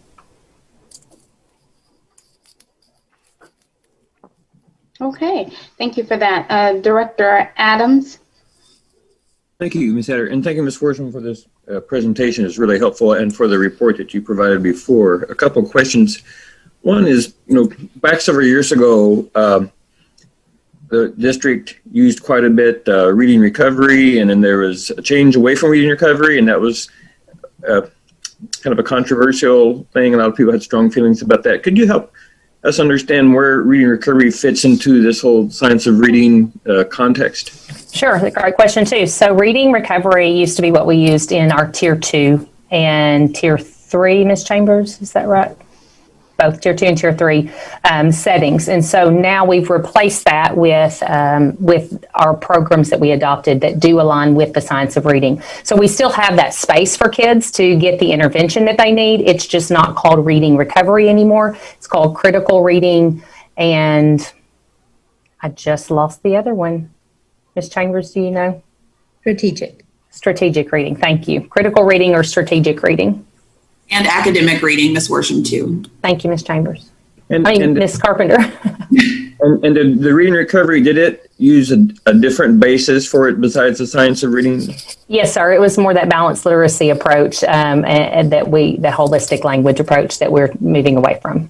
Okay, thank you. And in years past, I recognized as I read through there the balanced literacy approach, because at Martin Luther King, the MLK Reads program they used for volunteers that I was part of, I could really see that was the approach that it was using. And I saw kids guessing words based on pictures and things like that, just like what you're talking about. So, and of course, this year with the pandemic, we've not been able to use volunteers like we have in the past. When the pandemic is over and we're able to use volunteers again, what's the plan about how we're going to get those volunteers to be able to use something that would be consistent with the science of reading? Yeah, in fact, I get a lot of emails, but I believe someone reached out to us earlier in the year exactly about that, like getting some training for our volunteers that'll be coming in. So it'll be a matter of Ms. Chambers and her team partnering with whomever we're going to utilize in those programs and just making sure they have a good foundational understanding of the shifts and working alongside them. Mr. Adams, it was actually AR Kids Read is proactively reaching out to us to eventually come in and be a complement to the science of reading as they come into the schools. Okay, thank you. Two more quick questions. When, I know you mentioned about, hoping to see some results, when some of the testing we do, what do you think is a realistic goal for when we would start really seeing some results? I think realistically, any significant change that I've ever seen in my career takes 5 to 6 years. And so if you consider we're in year 2, I would hope that we would start to see the uptick now, and over the next 3 years really see significant change. And where would you look for that first? Would you look for it in any particular grade level, or where you start seeing it? Yeah, I think in particular elementary, looking at our NWA data, we should, once we can, have our students in-house testing in that environment and being able to give them that instruction consistently, I guess is the word I'm trying to say, just not with the interruptions of COVID and all that. I would really think that we would see the change on the elementary end first, just because that's where the significant change is happening with teaching of phonics and teaching the way, teaching students to read. Thank you. My last question is, you mentioned earlier that literacy, then later comes math. So in math, will it be a similar process, district-wide, system-wide, really a wholesale change in how we do things? Yeah, so in math, the difference... Just the time frame for that? The time frame that we're looking at, we're in the middle of a math adoption right now. That's actually going to come before the board in the next month or two. So we're adopting new curricular materials for K-12 in math over the next 2 years. And so over the next 2 years, we would expect to see implementation of that, support of that, and training for our teachers. Thank you very much. Okay, so Director Johnson will be the last director, and then I'll close out with a few questions. Director Johnson. Thank you. Swersham, thank you and your staff for all that you do. Early on, I'm thinking, did I hear you say that all kids are not dyslexia, but you teach as though they are? Are there any pros and cons to that method? So what I meant by that was the research has shown us that the way dyslexic kids learn to read, actually all kids can learn to read that way, which is that systematic approach in phonics instruction. And so that's just the alignment with the science of reading. And that's what that whole body of research has shown us, that having that systematic approach that dyslexic students have to be able to read actually works with the majority of our readers. Okay. So they're not actually, all kids are not actually diagnosed as being dyslexic? Absolutely not. So I did not mean to misspeak in that at all. Okay, okay. So what interim tools do you have to measure to make sure that the program is going the way you expect it to go? Yeah, great question. So we have multiple things that we do. Number one, the biggest indicator for me and my team are just classroom walkthroughs. So we do a lot of those, walking through classrooms, observing. But then within the school, there are observation tools that the principals can utilize that directly align with our programs. And then also within each of our programs, there are assessments built in along the way that the teachers can utilize. We don't actually collect that data at the district level because we don't want that to be kind of a compensatory or like an accountability measure of any kind. We want the teachers to utilize that data in a formative way and really work with their students based on it, but those are built in for teachers. And then from a district level, we look at our NWA data and we monitor our Lexia data very closely. Okay, my last question. And you also said that 1,450 kids that you're still trying to reach out to and get them where they need to be. And of course, we have testing coming up. Should we be concerned? Or do you think you have time to maybe make some drastic improvements or what? I don't know that we have time to make drastic improvements, whatever that may equate to. But I do think that by that, what we're saying is our kids, there was that many kids 3 grade levels below where they should be. And so it's unrealistic to think a student's going to gain 3 grade levels in the last 3 months of school. That's unrealistic. But what we do want to look at is that child making progress? Is that child making growth? And so that may only be a grade level. It may be half a grade level. But what we want to monitor is that gap is closing and that students are making growth. So when you think about our ACT Aspire assessment, should we be concerned? I don't think any more so than any other time should we be concerned. I think our teachers are doing absolutely everything they can under unsurmountable pressures all the time. I would encourage parents to continue to be involved and stay involved and utilize, the programs that are available to them through the school to support our kids, and just making sure that our kids are, engaging in learning and doing what they need to while they're here. Okay, thank you. Thank you, Director Johnson. I just have a few questions. I've been about 4 or so dozen teachers reached out to me about foundations. So I created something to see if this consensus was pretty consistent. And most of the teachers, particularly K through 3, had concerns about training with foundations, particularly right in the small group setting. A large part of them have expressed that they have not received training for the small group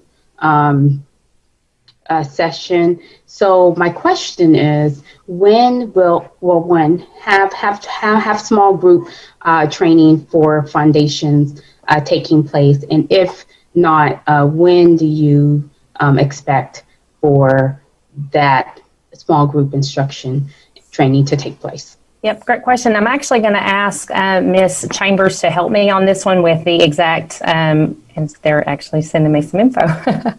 So when you look at foundations and the small group component of that, so foundations is actually meant to be done whole group. So that's meant to be done with all students in the classroom, and that training did occur.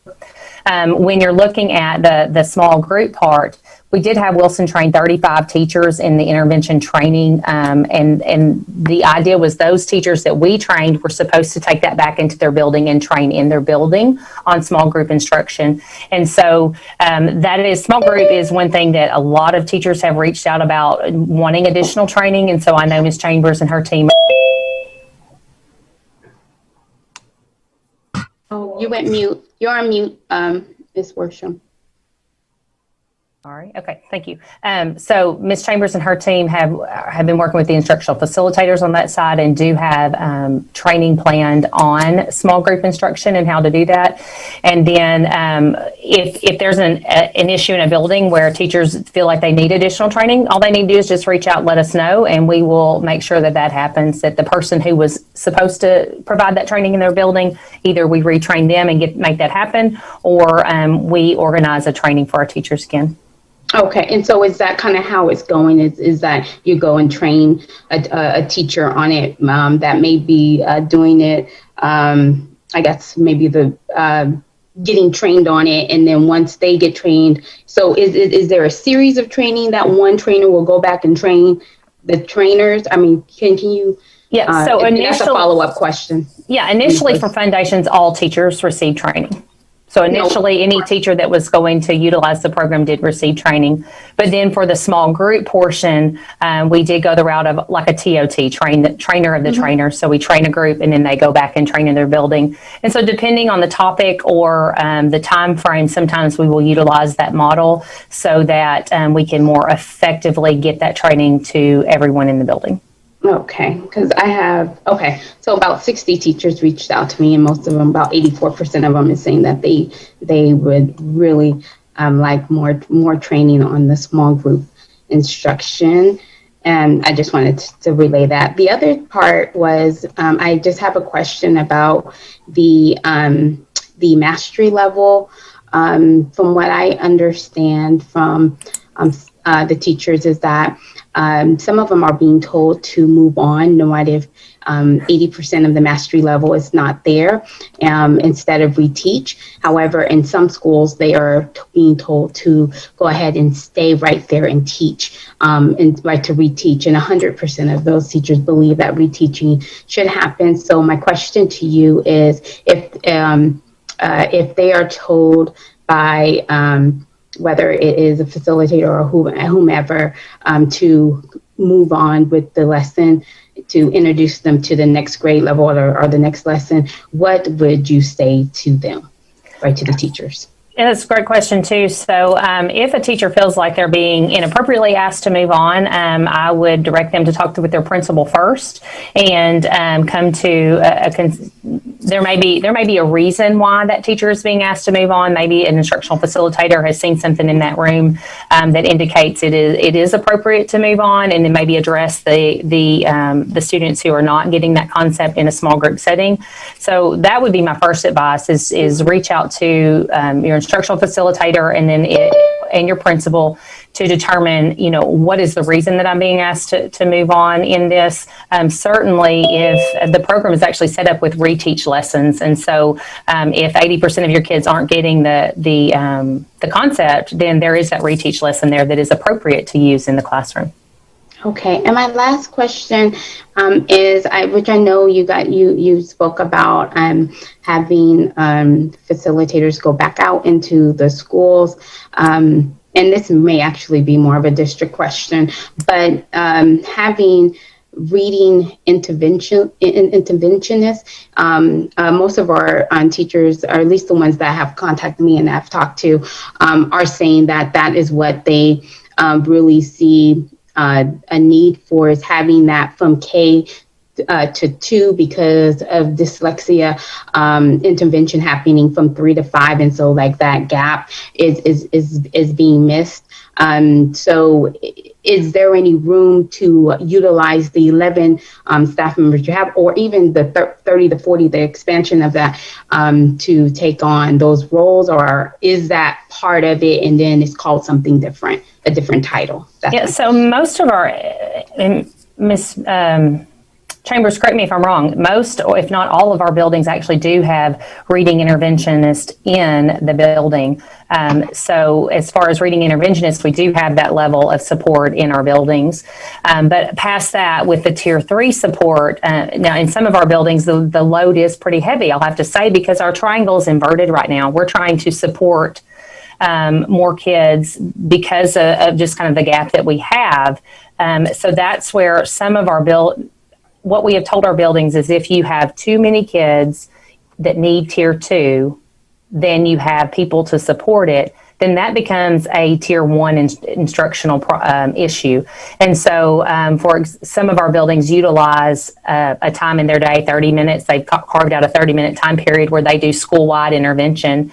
And so that would be where everybody in the building is participating and supporting in that intervention process. And so our elementary schools, they actually do have that support.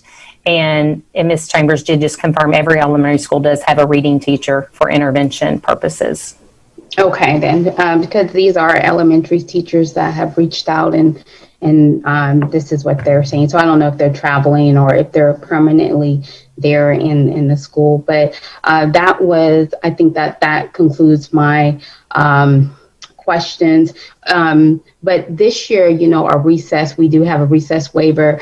For the extra 20 minutes, next year, that waiver goes away. And so that 20 minutes of instructional time will be lost. So is there any thought about how will they utilize or make up for that lost instruction time?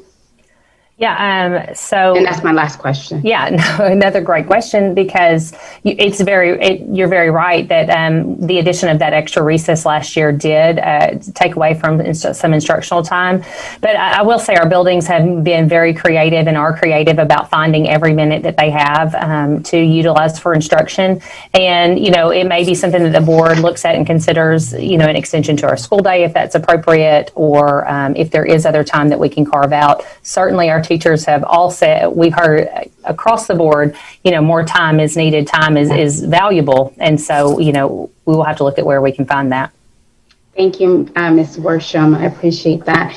And Can I just ask one more question, please? Sure, go ahead, Director Johnson. Ms. Worsham, can you speak to the community? There are a lot of community organizations and a lot of after-school programs. And if there are some people that are out in the community that are actually interested in the training, what would you say to them? I would say in the science of reading training. Yes, ma'am. That's something that if there is an interest in that, my team could definitely support doing a training for a group if that would be appropriate. Yeah. Thank you. Yep. Thank you. Thank you again for your time. And we are close. Is it a quick question? Because I was just trying to keep us on. Yeah, it is. Ms. Worsham, you said that there's one interventionist per elementary school. Is that enough for the load that you're carrying right now? So, and let me retrack on that. There's at least one per building. Some buildings do have more because of their size. I think anyone would say anyone could argue that we need more teachers, obviously. But I do think that the answer is not adding more people necessarily, but it's really utilizing our time efficiently, really taking advantage of the programs that we have in place. And, 70 to 80% of our kids' needs should be being met in core classroom instruction. And where we are right now, that's not happening. And that's by no fault. It's just it's a long progression of where we've gotten to where we are. And so we're right in the middle of turning that triangle around and getting to a place where we can very effectively support all the needs of our students. But I'll say our buildings do a really great job of utilizing the staff that they do have, being very creative with, like I said, school-wide intervention blocks. So we've seen that be very successful in some of our buildings. Dodd's a great example who has been very successful of doing that, and just utilizing every staff member to really own all kids in that building and make sure that they're getting what they need. Awesome. Thank you for your presentation and your time. And of course, thank you, Ms. Johnson and Dr. Adams, for bringing up our community partners. Our Kids Read have been trained in science of reading, and the second downtown also have a reading going over literacy with Martin Luther King Elementary. They have a program with them as well. So we appreciate you for your time and giving us a presentation on literacy and right where we're at. Thank you. Thank you, Ms. Horsham. Okay. So moving on with our agenda, we will hear from Superintendent Poore and Mr. Robinson on our salary update. And Superintendent? Thank you, Ms. Hatter. I'll have Dr. Owa put up a PowerPoint for us. We have just a very few set of slides, and I'm going to lead us through those set of slides. This is just a little bit of an update. If you remember, I probably don't have to remind you, all of you, shared things as you ran for your election that, you wanted to see our employees be compensated fairly. So this is just to kind of give you a little bit of a snapshot of where we're headed, and you will get a much more detail and some proposals coming to you next month. We can go ahead and move forward on the slide, Dr. Owa. As you look at this, we have some things that we want to do. One, we want to have a compensation system. If you look at those bottom four things, that it's easy to understand and it's fair to all employees. We have not had a study done or looked at how we do things in terms of our classification and compensation system for well over 20 years in this district. So it was kind of long overdue. We also know that, and many of you have advocated for this too, we want to make sure LRSD is competitive in the marketplace. And the marketplace for teachers means that we need to be competitive with the other large districts in our area, and even in our eyes, with the districts up in the northwest part of our state. We also know that we want to be competitive with some similar districts that are like Little Rock, that are in Mississippi, Alabama, Tennessee, and so forth. We know that we want to make sure that the plan that we move forward is easy to understand by you and our public, and that our employees are supportive of the concept and that we work together. And then, of course, our last thing is we want to make sure that we kind of create a system within everything from in our HR group that allows us to have some very clear things that everyone can draw towards to understand where they're at, especially if they're looking to come into our district. We'll go to the next slide.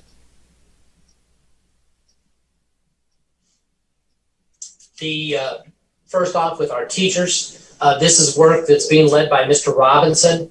Also, Mr. Rutherford and Mr. Smith are helping out with this. We have Kelsey Bailey as kind of the ad hoc, as the chief financial officer, that's coming in and talking about how we go and improve things. This team has really been meeting. If you think back to it, and Mr. Wood and Mr. Mason can remember that we had a team working together with LREA and the district 2 and 3 years ago. We now work with the PPC unit and have representatives that are part of helping us think, how do we move forward?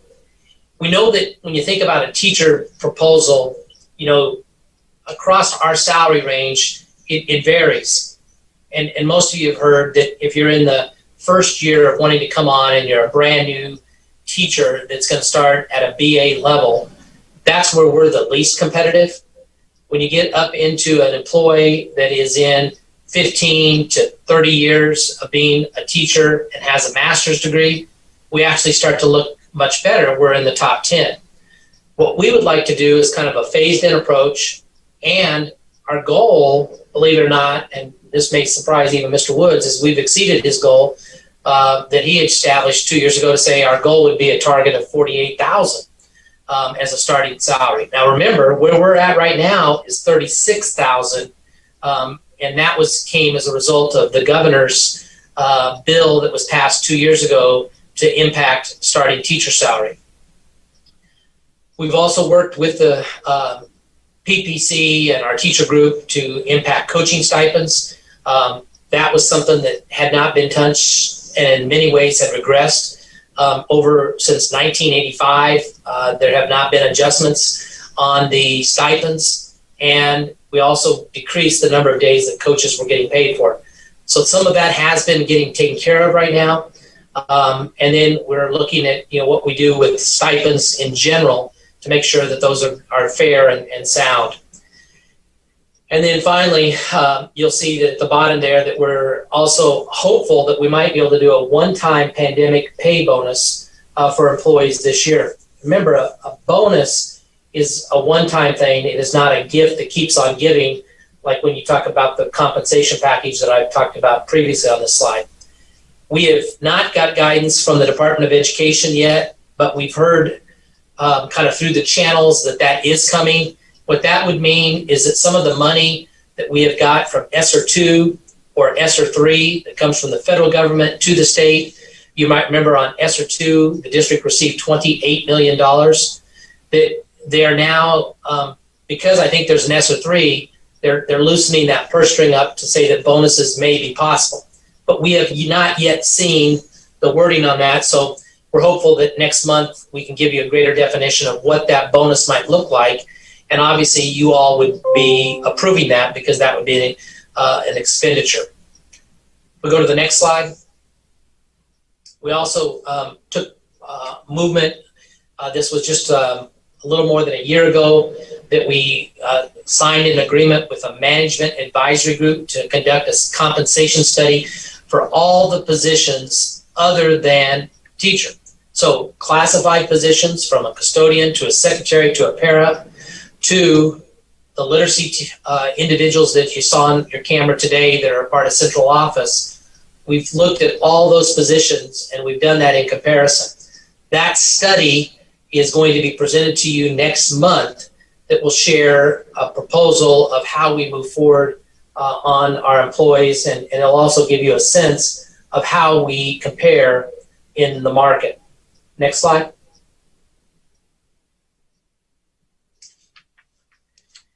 And then, when you think about trying to, compensate, one of the things that obviously I have to just kind of plant a seed is that, we're going to have to make sure that, to achieve a goal of $48,000 for a starting teacher, it means that we have to continue to refine our staffing, and we have to make sure that we do everything we can to be staffed at appropriate levels so that our budget is freed up. Obviously, about 80% of a district's budget, any school district's budget, goes towards salary and compensation packages. And so we are going to have to tighten our belt, and we have been working on that with our team, which really goes back into human resources and our executive directors, our student service department, to understand exactly where our numbers are at, and we will have to make decisions to tighten our staffing. Board members, be aware that that will not cause you to have to go through a RIF. That is not anything that we're talking about. Let's take that off the table. But we do know that we have, during the course of this year, had over 125 employees that have left us for one reason or another. And we also have a large number of employees that leave us at the end of each year. So as a part of that, we have to right-size ourselves and make some difficult decisions on making sure that our programs are covered and that we're doing things we can for kids, but we also have to move forward with the concept that this will all help us get to a salary increase. And then, I think you can read all this for yourself. We'll go to the last slide, and we will make sure this PowerPoint gets in your hands tomorrow.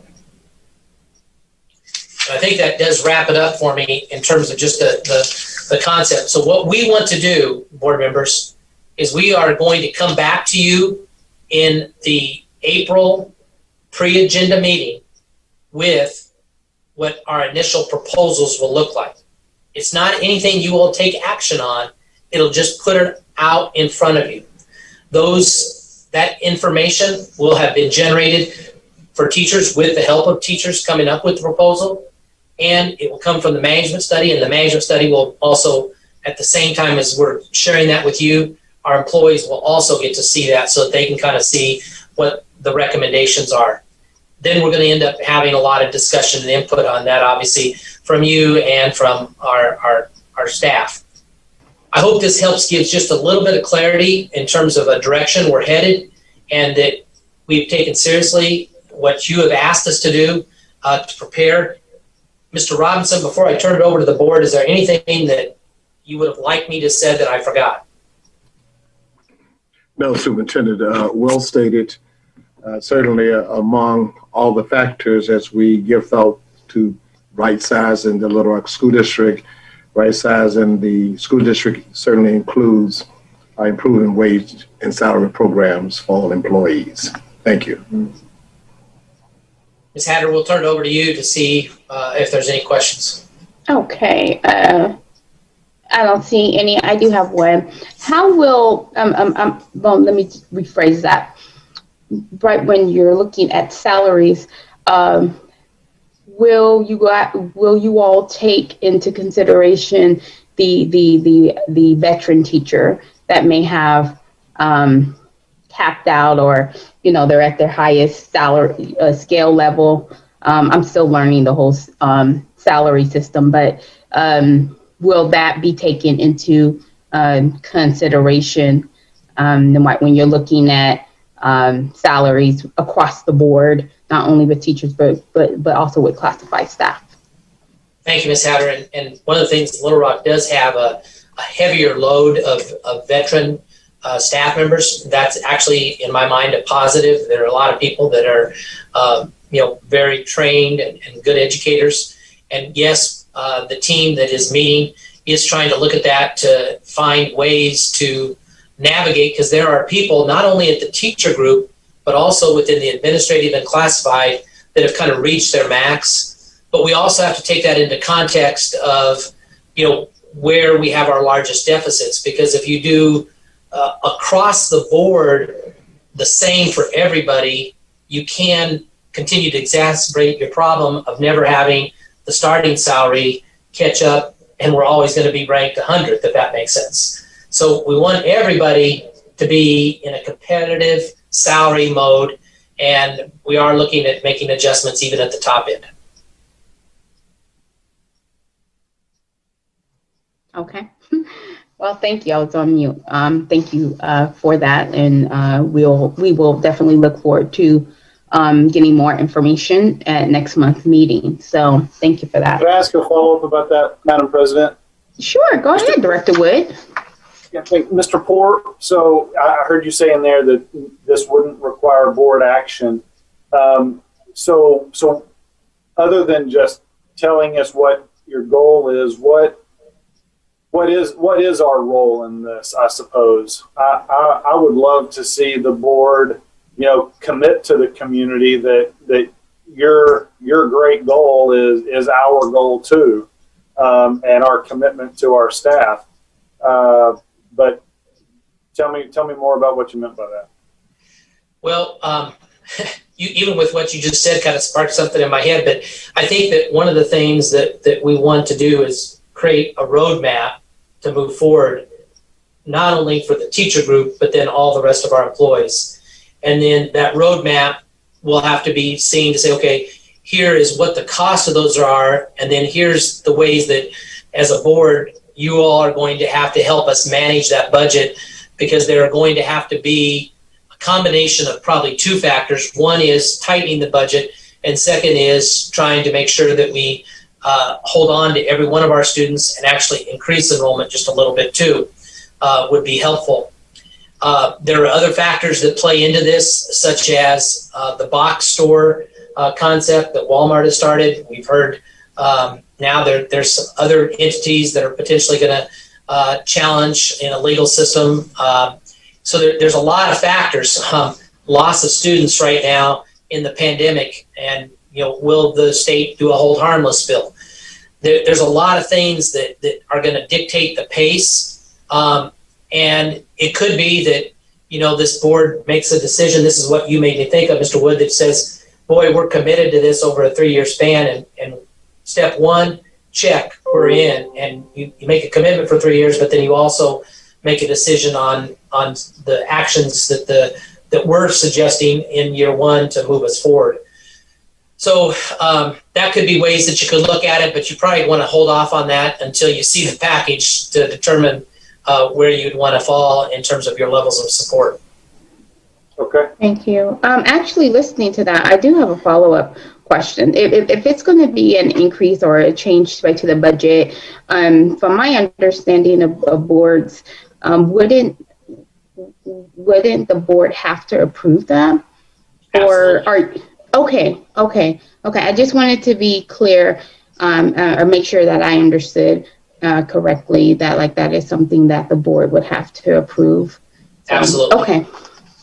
Thank you. Madam President, could I ask one last very fast question? Sure. Yeah, go ahead. That goal of 48,000 for starting teacher salaries, where would that currently rank in starting teacher salaries in the state today? If you got to 48,000 and let's say, and it's not possible, by the way, to get it to it this summer, but if you did, it would put you as the #1 district with Springdale schools as the starting salary. All righty. Okay, we're going to move forward with the agenda, and we will definitely look forward to having this conversation next month around salaries and seeing what the district presents to the board for consideration. Okay, so you guys, believe it or not, we are finished with our pre-agenda meeting, the items that we had, and we're going to move into our, our agenda for next month, for next week, which is March 18th, because spring break will be the following week, and we wouldn't be able to meet. So with that, I take it you guys had a chance to review the pre-agenda that the district sent out. And Superintendent, please jump in at any point doing this quick check-in.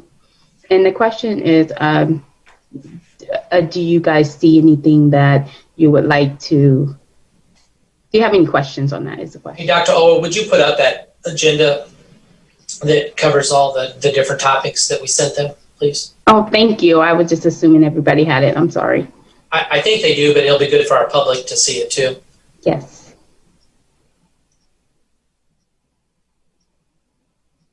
Thank you. And you can see that there are some consistencies. We've kind of looked at on the district updates that we would do it every other month with the community schools. You may say that you want to do that every 3 months, or you could say you want to do it every month, but we thought an every other month might be a good way to do the community school model, and you get it in the shorter, tighter band of information. We are wanting to come and have Dr. Owa give a Ready for Learn update because of obviously we look like we may get extra 3 funding. We still haven't got confirmation on that, but Dr. Owa has been meeting with his team. He'll give a short report. Typical consent agenda that will be there for you to approve. Our recommendation for Hall, you can see Hall and West School of Innovation that we set this up in a fashion where the district would provide some additional information at the beginning of this topic. Then what we would do is move to a public hearing, which means that any constituent, any patron that would like to just talk about the Hall or West School of Innovation, we would stop the meeting and do some form of time that would allow that public hearing to take place and allow citizens to comment on what we're recommending for Hall and West School of Innovation. And then the board would then get the item after the public hearing. You all could carry on with your discussions, ask questions, may ask questions from what you heard in the public hearing, and then hopefully take potential action on this item. Most of you are probably aware that my recommendation will be to create the 3-year commitment to both of those institutions, and that will come in your packet tomorrow. We do want to share at this board meeting the virtual school learning option, which will be there for both elementary and, K6 is the one breakdown, and then 7-12. And we're going to share a little bit of how we're mapping that out and how the program will work. This is just a report so that you all can learn about it, and then we'll come back in April to have you confirm it. We want to give an update on JA Fair Preparatory K-8, and that'll be a short presentation just to keep you in the loop. Our normal reports on fiscal governance and on policy. I do want to call your attention on policy, if you'll move that down just a little bit, Dr. Owa, that under policy, I'm proud that the PPC and the administrative group have worked together on I want to say a policy that would, and it's not listed on this particular agenda, but it is in your board packet of for a personnel, I'm trying to think of the right way to make sure I word this right, personnel manual that is coming forward from both groups. You might remember Ms. Austin had shared this several meetings ago, saying that it was being worked on. We have worked on it collaboratively, and we've got something that it looks like at least the initial grouping of the personnel manual that will come towards you, and that will be at this next meeting. So, Ms. Hatter, that kind of wraps up what we'll do. And reminder, this meeting takes place next week. Mm-hmm. So we're kind of used to an approach where it's usually 2 weeks between our pre-agenda meeting and the real meeting. But in this case, it is back-to-back because we have spring break in 2 weeks. Okay. I'm trying to see, there you go. All right. So you guys, that was the overview of next week's agenda. So do you guys have any questions on that, or just questions, not really discussion, but just questions? Director Nolan. So on the item for Hall, I'm glad to see that there is a space there for community input and to hear from the public. I am a little bit concerned about, that meeting being the first time that the public will really get the details of what we mean by, potentially combining Forest Heights STEM with Hall, and that it's also the meeting where we would potentially take action. And so I just wanted to get a feel for that timeline from the district. Is this something that you are asking us to move on quickly, or is this something that you foresee taking a little bit of extra time and getting more feedback, and potentially not voting on it this month and maybe voting on it next month? Thank you, Director Nolan. We would prefer to have the action on this meeting. Of course, as a board, you do get to dictate the pace of that. We do think that this item actually has been discussed now for more than, we've had 2 months prior to this month of at least bringing the kind of concept forward and sharing proposals. And we've also, I know you have been taking feedback. We have been receiving feedback as well from parents, everything like from a Forest Heights parent that asked the question, well, does this mean that my student has to go to Hall? No. That does not mean that under this proposal. And we'll spell all those things out. And we're hoping that our proposal is tight enough that you'll say, wow, you've covered a lot of the questions that people are bringing up, and that we will get your approval. Madam President, could I follow up to that? Yes, please. Go ahead. Mr. Poor, what would be the ramifications if we did not take action next month? Because I will admit that I think I shared Director Nolan's concerns about, there are many details, even what you just said about your student would not have to go to Hall. I've assumed that, and I think we maybe have assumed that in talking about the K-12 plan, but I hadn't heard that directly until just now. And so I think the public's going to hear a lot of new stuff next week with regard to those proposals. What is the negative of not taking board action next week?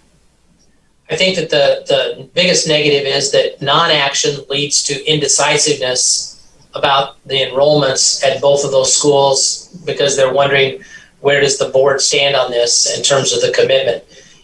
just because you take action on the commitment doesn't mean that we don't continue the work of engagement with the community to make sure that, you know, they are well informed, and also that things still can be modified in terms of our approach.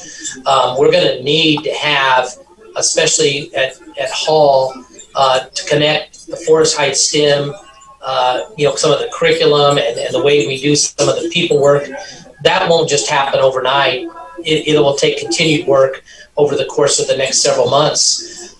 So this just makes it, if you take action, in my mind, it solidifies people's mind to say they're moving forward and they're going to continue to work in a collaborative fashion with the community.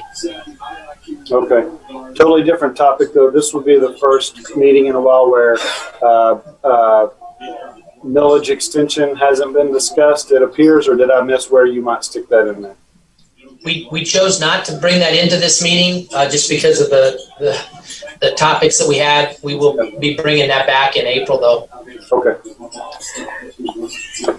Thank you, Madam President. Oh, you're welcome. You're welcome. You're welcome. And two, I do want to, Director Callaway, do you have something? And I can close it out and move us forward. Go ahead, Director. One thing that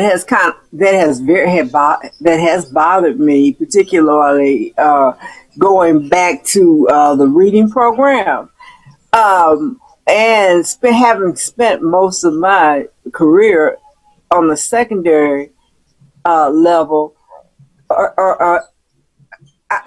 maybe I'm confused.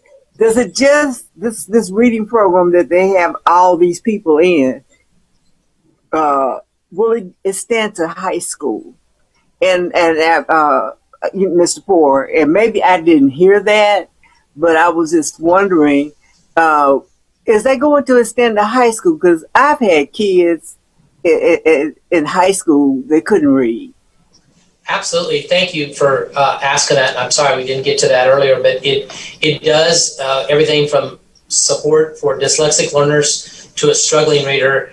And we've actually even carved out time in our academic schedule to address helping those students who are behind. Okay. Are we going to have like a reading teacher? Because we used to have a reading teacher that some of these kids were having problems reading and comprehending, would go through that program so that they can meet the expectations of a high school graduate. And I didn't hear that when Ms. Worsham was talking, and maybe I didn't hear it. Mr. Rutherford, would you address that real quick, please? I'll be happy to. Ms. Callaway, there's actually, yes, there are reading teachers at the high school level. That's where you saw the tier 2 and tier 3 for high school students. It was lined out, and again, in that, they are actually the reading teachers themselves, both tier 2 and tier 3. And again, they have the markers because of their test scores. That's how they end up placed in there. I do want to be clear, parents can opt out of that.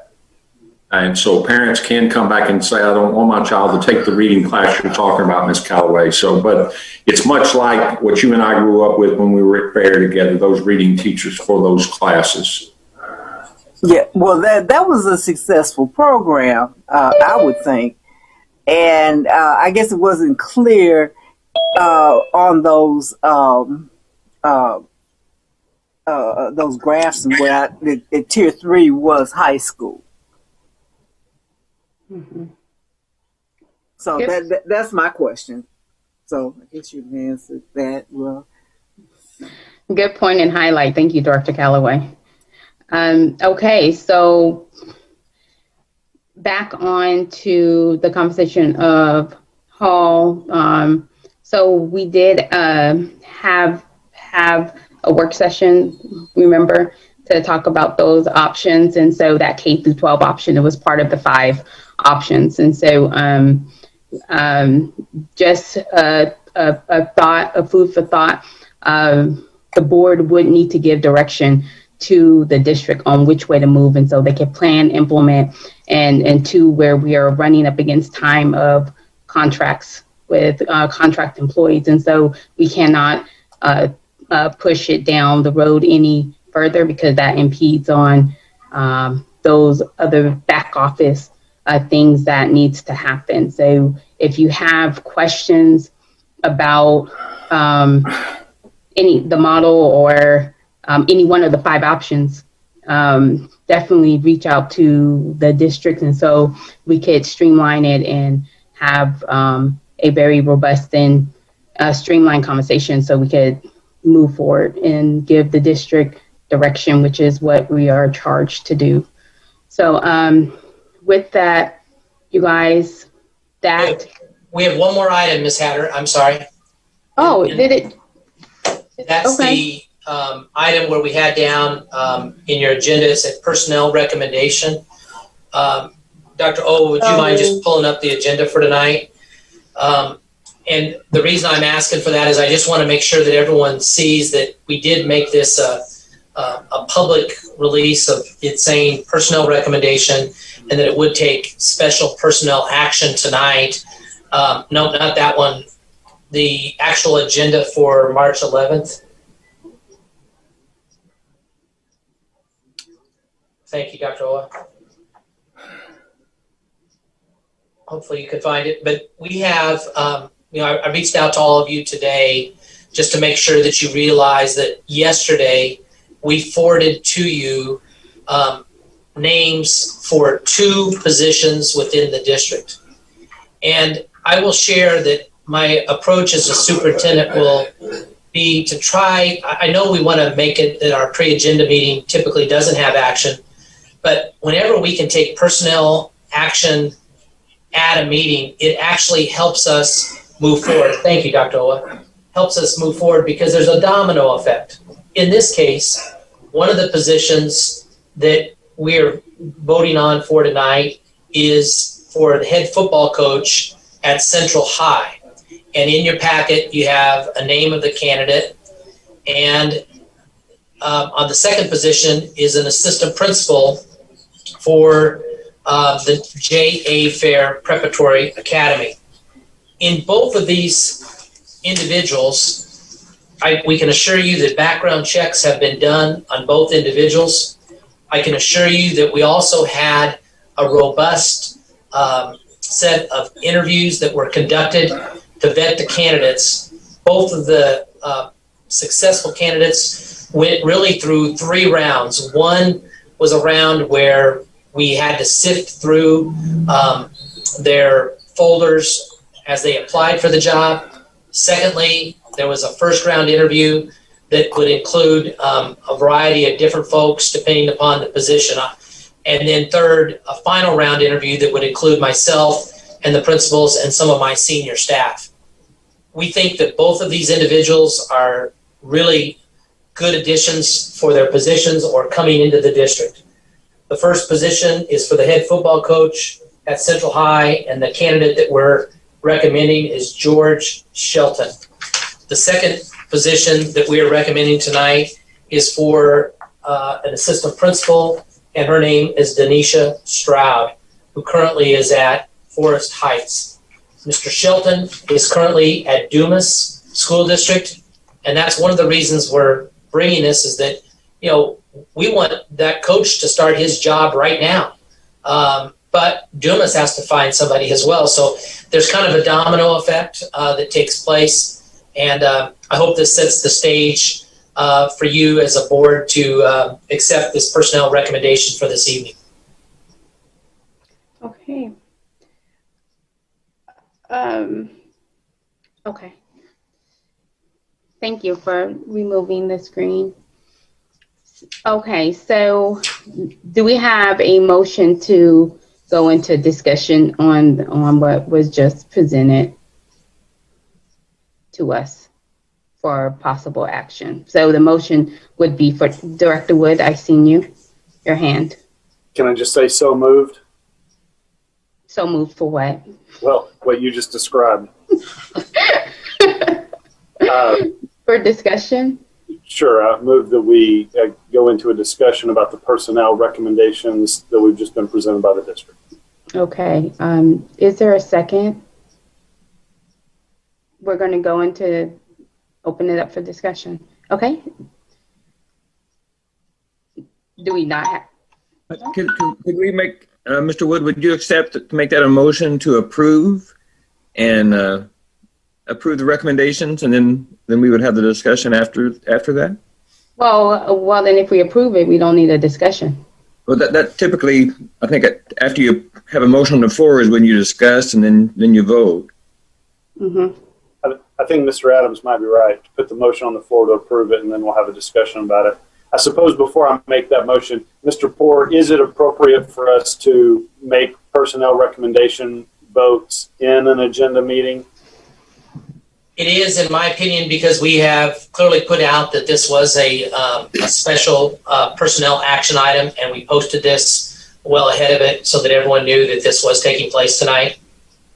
Okay, very good. Well, in that case, then I will withdraw my previous motion and move that we accept the personnel recommendations as presented from Mr. Poor tonight.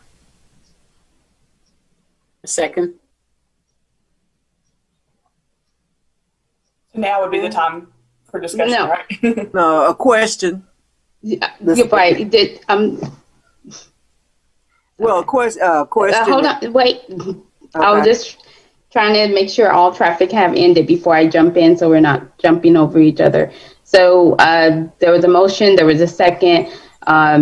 So do we have all in favor of that to go into discussion? No, hold on. What would happen now, Ms. Hatter, is a discussion, and then at the end of the discussion, you'll be able to have the vote. Yeah. Okay, go ahead. That was the reason for my question, was to go into discussion. Okay, go ahead, and we are able to go into discussion. That's what my question was. Yeah. Go ahead. Somebody else can talk. I can talk later. No, I was just going to tell the president that she was correct about the procedure. Go ahead. Thank you, Director Johnson. Director Callaway, go ahead and open this up for discussion. Okay. There's no way we could have met these people? Like they could have been on a Zoom or anything like that? I read the information, and I'm assuming that your recommendation for this, the football coach, is because you could not find anybody in this district, that, fit the qualifications, because I noticed that, like last year, you all hired somebody from out of district, and there were a lot of people that were in district that I didn't even know if they were even considered. Now, I don't know this person from anybody else. If I went on the street and looked at him, but anyway, his resume really looks good. But there was no way we could have met these people. Ms. Callaway, that would be very atypical of any school board taking that type of action. That just doesn't happen with any school board. What you do, though, is you rely on the fact of the approach that was taken for involvement. In the case of the football coach, Ms. Rousseau conducted an interview that included her teaching staff as well as multiple parents in both interview rounds, on both the first and second round. So parents were involved and teachers were involved, fellow coaches were involved in helping vet the candidates and ultimately get us down to this final candidate.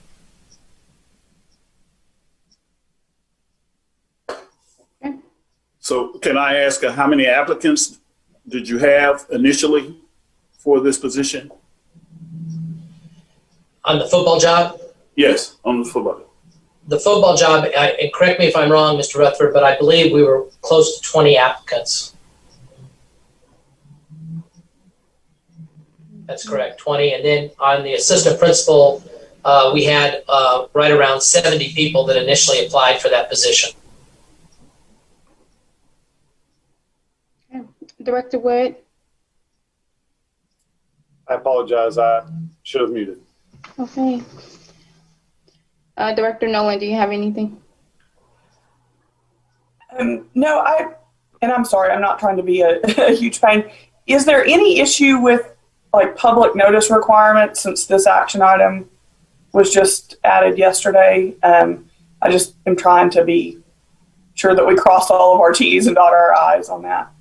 Thank you for the question, Ms. Nolan. With personnel, you just have to give 2 hours notice. And of course, we gave the notice yesterday. We gave it on Friday of last week that this item was going to be on there. Okay. My question is just from looking back at times of hiring people out of our district, and sometimes we have issues of past that comes up that wasn't noted. My question is, I'm sure you guys did a thorough vet of the applicant. So so do you guys foresee anything popping up from past districts that become an issue that we will inherit?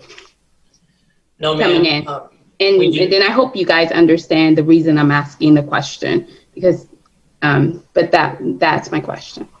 Thank you, Ms. Hatter. We were very thorough in vetting the candidates and talking to multiple individuals about their backgrounds, both the internal candidate and the external candidate. Okay. Got it. Okay, so okay, we're closing on discussion. And is there a motion on the table to to accept the district's You actually proposal? have the motion now, Ms. Hatter, and so you could just conduct the vote.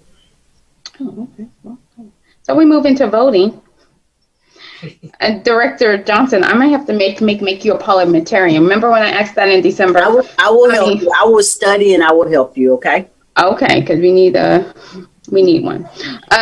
Okay, so all in favor? Aye. Aye. Aye. Aye. Okay. All opposed? Seeing there are not any, motions pass. All right. Superintendent, the motion passed, and you have your 2 new employees. We have 2 new employees now. And Mr. Rutherford will be making phone calls immediately to both these individuals and make their night. So thank you. Good deal. Good deal. All right. So, you guys, this brings us to the conclusion of our meeting. And there are 2 things I do want to highlight. They're all legislative, both at the state and federal level.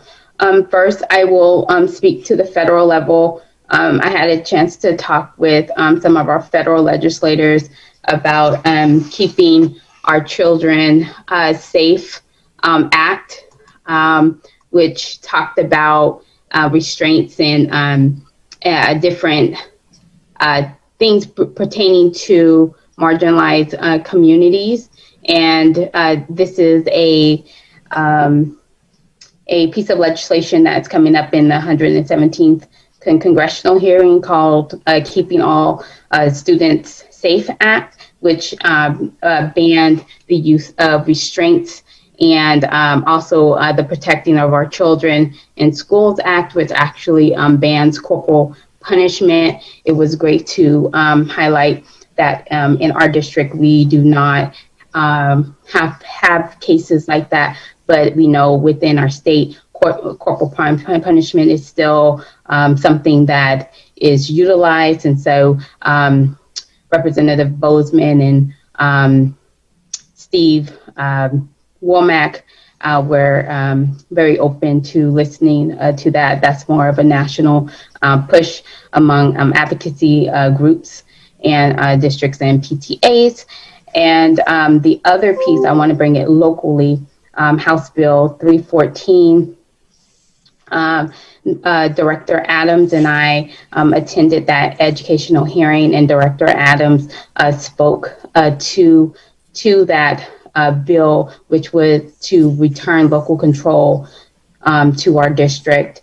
And he did a wonderful job in representing our district and our board, and in trying to appeal to hearts to return our district so we can have full local control.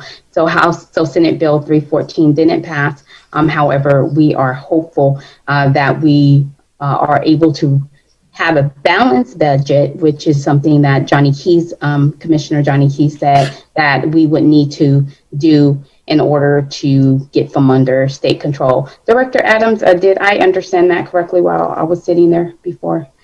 Yes, and thank you very much, Ms. Hatter. Just a comment I would want to make for other board members to know that I did try to make it very clear in respect to the board and to the district that my comments were as an individual citizen and not officially representing the district or the board, since the board had not taken any decision, position on this or official vote. And so but I was glad to speak up as a citizen, on behalf of the concerns of Little Rock, and that we can return to full local governance as soon as possible. Yeah. And thank you for that. You're welcome. So with that, we will conclude our meeting. So do we have a motion to adjourn? Ms. Hatter, before we do it, I just want to ask, I think there was a note we had earlier about any comments about things we need to do between now and the retreat, or any special things for the retreat? Is there anything we need to? You are absolutely correct. And I'm so sorry. I was just trying to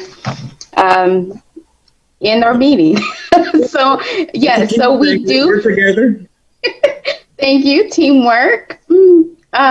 So you guys do not forget that we have a retreat planned for Saturday, beginning at 8:30. And then if you would like to get here for breakfast, and the retreat will take place at the district administration building. And you all probably have already received the retreat agenda, and we will end at noon. And we will be going over training objectives, which is, development of document that